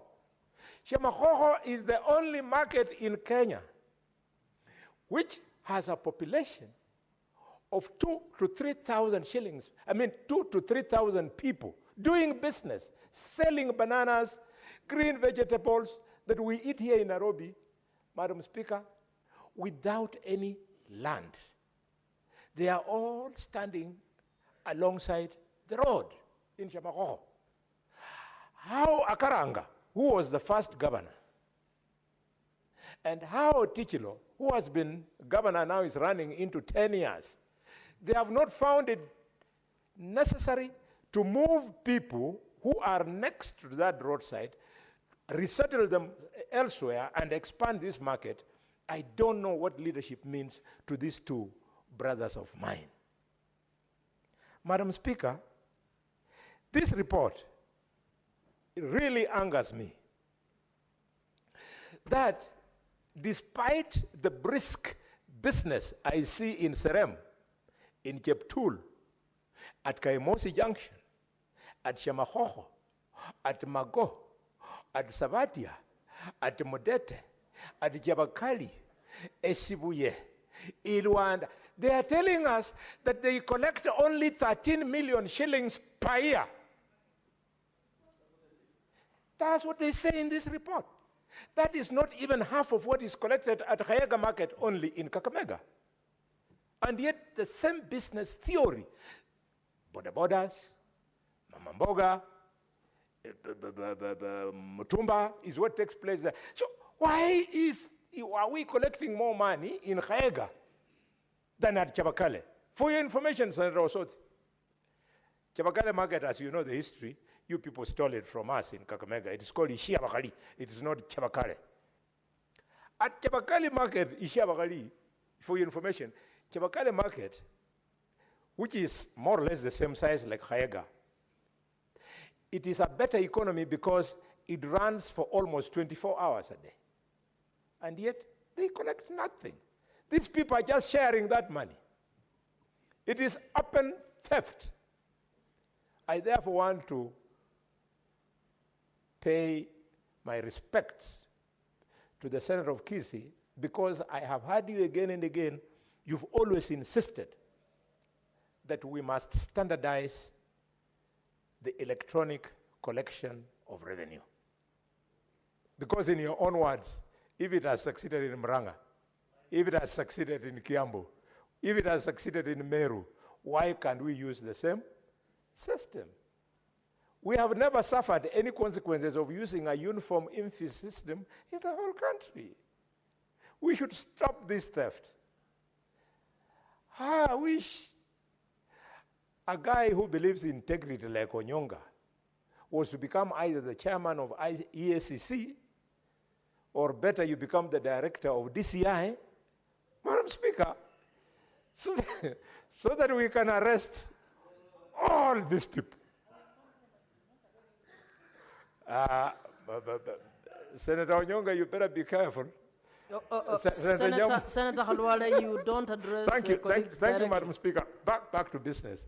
I just wanted to warn him, Madam Speaker, that Senator Nyamu is threatening that she can she can derail him. I don't know how. She wants to derail him on matters of integrity. I thought you are a woman of great integrity. I know you as a woman of great integrity. Madam Speaker, Mbale Market. Mbale Market, this report, Senator Soti, what do we do? How can we have the headquarters of the great people of Vihiga, called Mbale, being the state it is? Why? Even if you just come only to Malinya Market, I deliberately, when I saw that the district headquarters was coming there, I deliberately moved families and resettled them elsewhere using CDF so that we could create land where we can have infrastructure. You come to Malinya, we have created land, 20 acres, you have a stadium, you have the hospital, not 20, 30, 10 for the hospital, the stadium. We have created that. Why can't the imagination of governors be such that they create land in Mbale for Mbale to be a headquarters? Every time I go for a drink at Nzogu, I pass through the market there in the evening, and our people love business. They love business. But then you can't drive through because they do the business on the road. We need to even ensure that the planning department, the city planning department, whether you call it city or town or whatever they call it, should actually be functional so that our people can be given an opportunity to enjoy doing business. I was listening to the former deputy president when he was in the US. He was truly misguided. In fact, if I had had any regrets for casting a vote to get him out of public office, Madam Speaker, I felt vindicated. The guy was telling the diaspora that the economy of Kenya is run by the men and women from Mrima. Madam Speaker, that kind of insult coming from a leader who had the opportunity, Madam Speaker, to be a DO in Navakholo, in Kakamega, cannot be excusable. When the former DP was a DO in Navakholo, an adult like me was an adult like him, he knows what he did to sugarcane farmers. He knows what he did to the shares of Moko in Mumias. He cannot go and insult us because the bad constitution that was there forced the presidency to stay in Mount Kenya for tens and tens of years, and in the process they wrote on the dictatorship of the executive to enjoy economic emancipation at the expense of the rest of us. He cannot then vomit on our shoes. I'm surprised that he even dared to field a candidate in Malava constituency by-election if he detests our people to that extent. You tell people that they don't participate in the economy of the republic and you want to go and win an election in Malava? Kashagwa, party leader of DCP, I wish you good luck in Malava constituency. A time is coming, and that time is soon. Some people will have to respect us. People cannot be using election in, election out to get votes, and when they come in office, they disrespect us, they economically marginalize us, and Mr. Speaker, Madam Speaker, they attempt to humiliate us. No, we cannot accept. We are men. We are children of women. We are fathers of children. Our expectations in life are the same as everybody's. We do not want any community to be left behind in Kenya. All communities must move at the same pace. I support. Senator Asige, where is she? Senator Ogola, while she comes. Thank you, Madam Speaker. Majority Whip, I never quarreled you. I only confirmed your assertions. Order, Senator Khalwale and Senator Beatrice, you cannot exchange. You only speak through the chair. Contribute, Senator. Thank you, Madam Speaker. Madam Speaker, through your chair, I want to emphasize that the same respect that Senator Khalwale has talked about on their region is the same respect ODM as a party calls for from each one of us. Madam Speaker, there was a reference of a blood group, and I wondered which blood group the Speaker was looking for, because the blood group that has delivered credible achievements in this country also comes from ODM. But Madam Speaker, as I rise to support this, I want to say and to tell all those shareholders that ODM as a party owes you nothing. That we cannot be your friend when you want and be your enemy when we want. ODM as a party has values that we follow, has principles that has kept us, and we will go by that principle and by the leadership of that Senator Ogola, party. please focus on contribution to the report of the devolution and intergovernmental relations. Yes, thank you, Madam Speaker. As I focus on that, Madam Speaker, we also would like to tell every other person that stop your obsession with your reference to our party. Stick to what you like and enjoy your tea where you are. We know where we are coming from as a party, and we know where we are going to, Madam Speaker.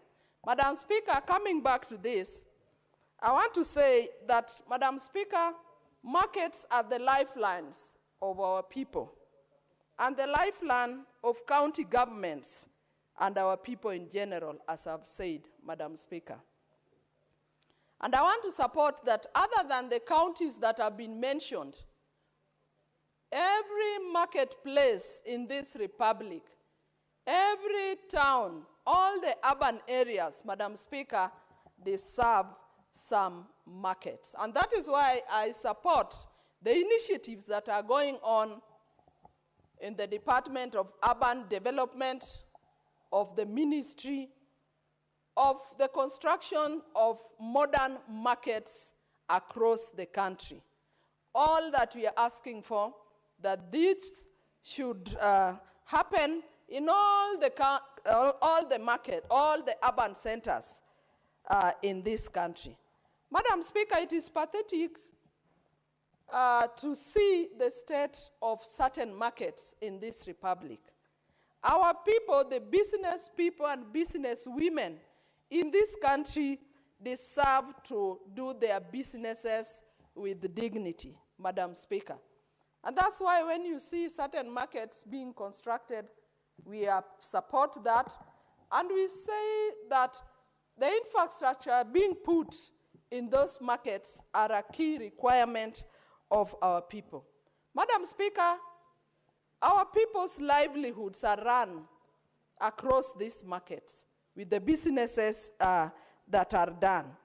But as I've said, Madam Speaker, our business people require decency.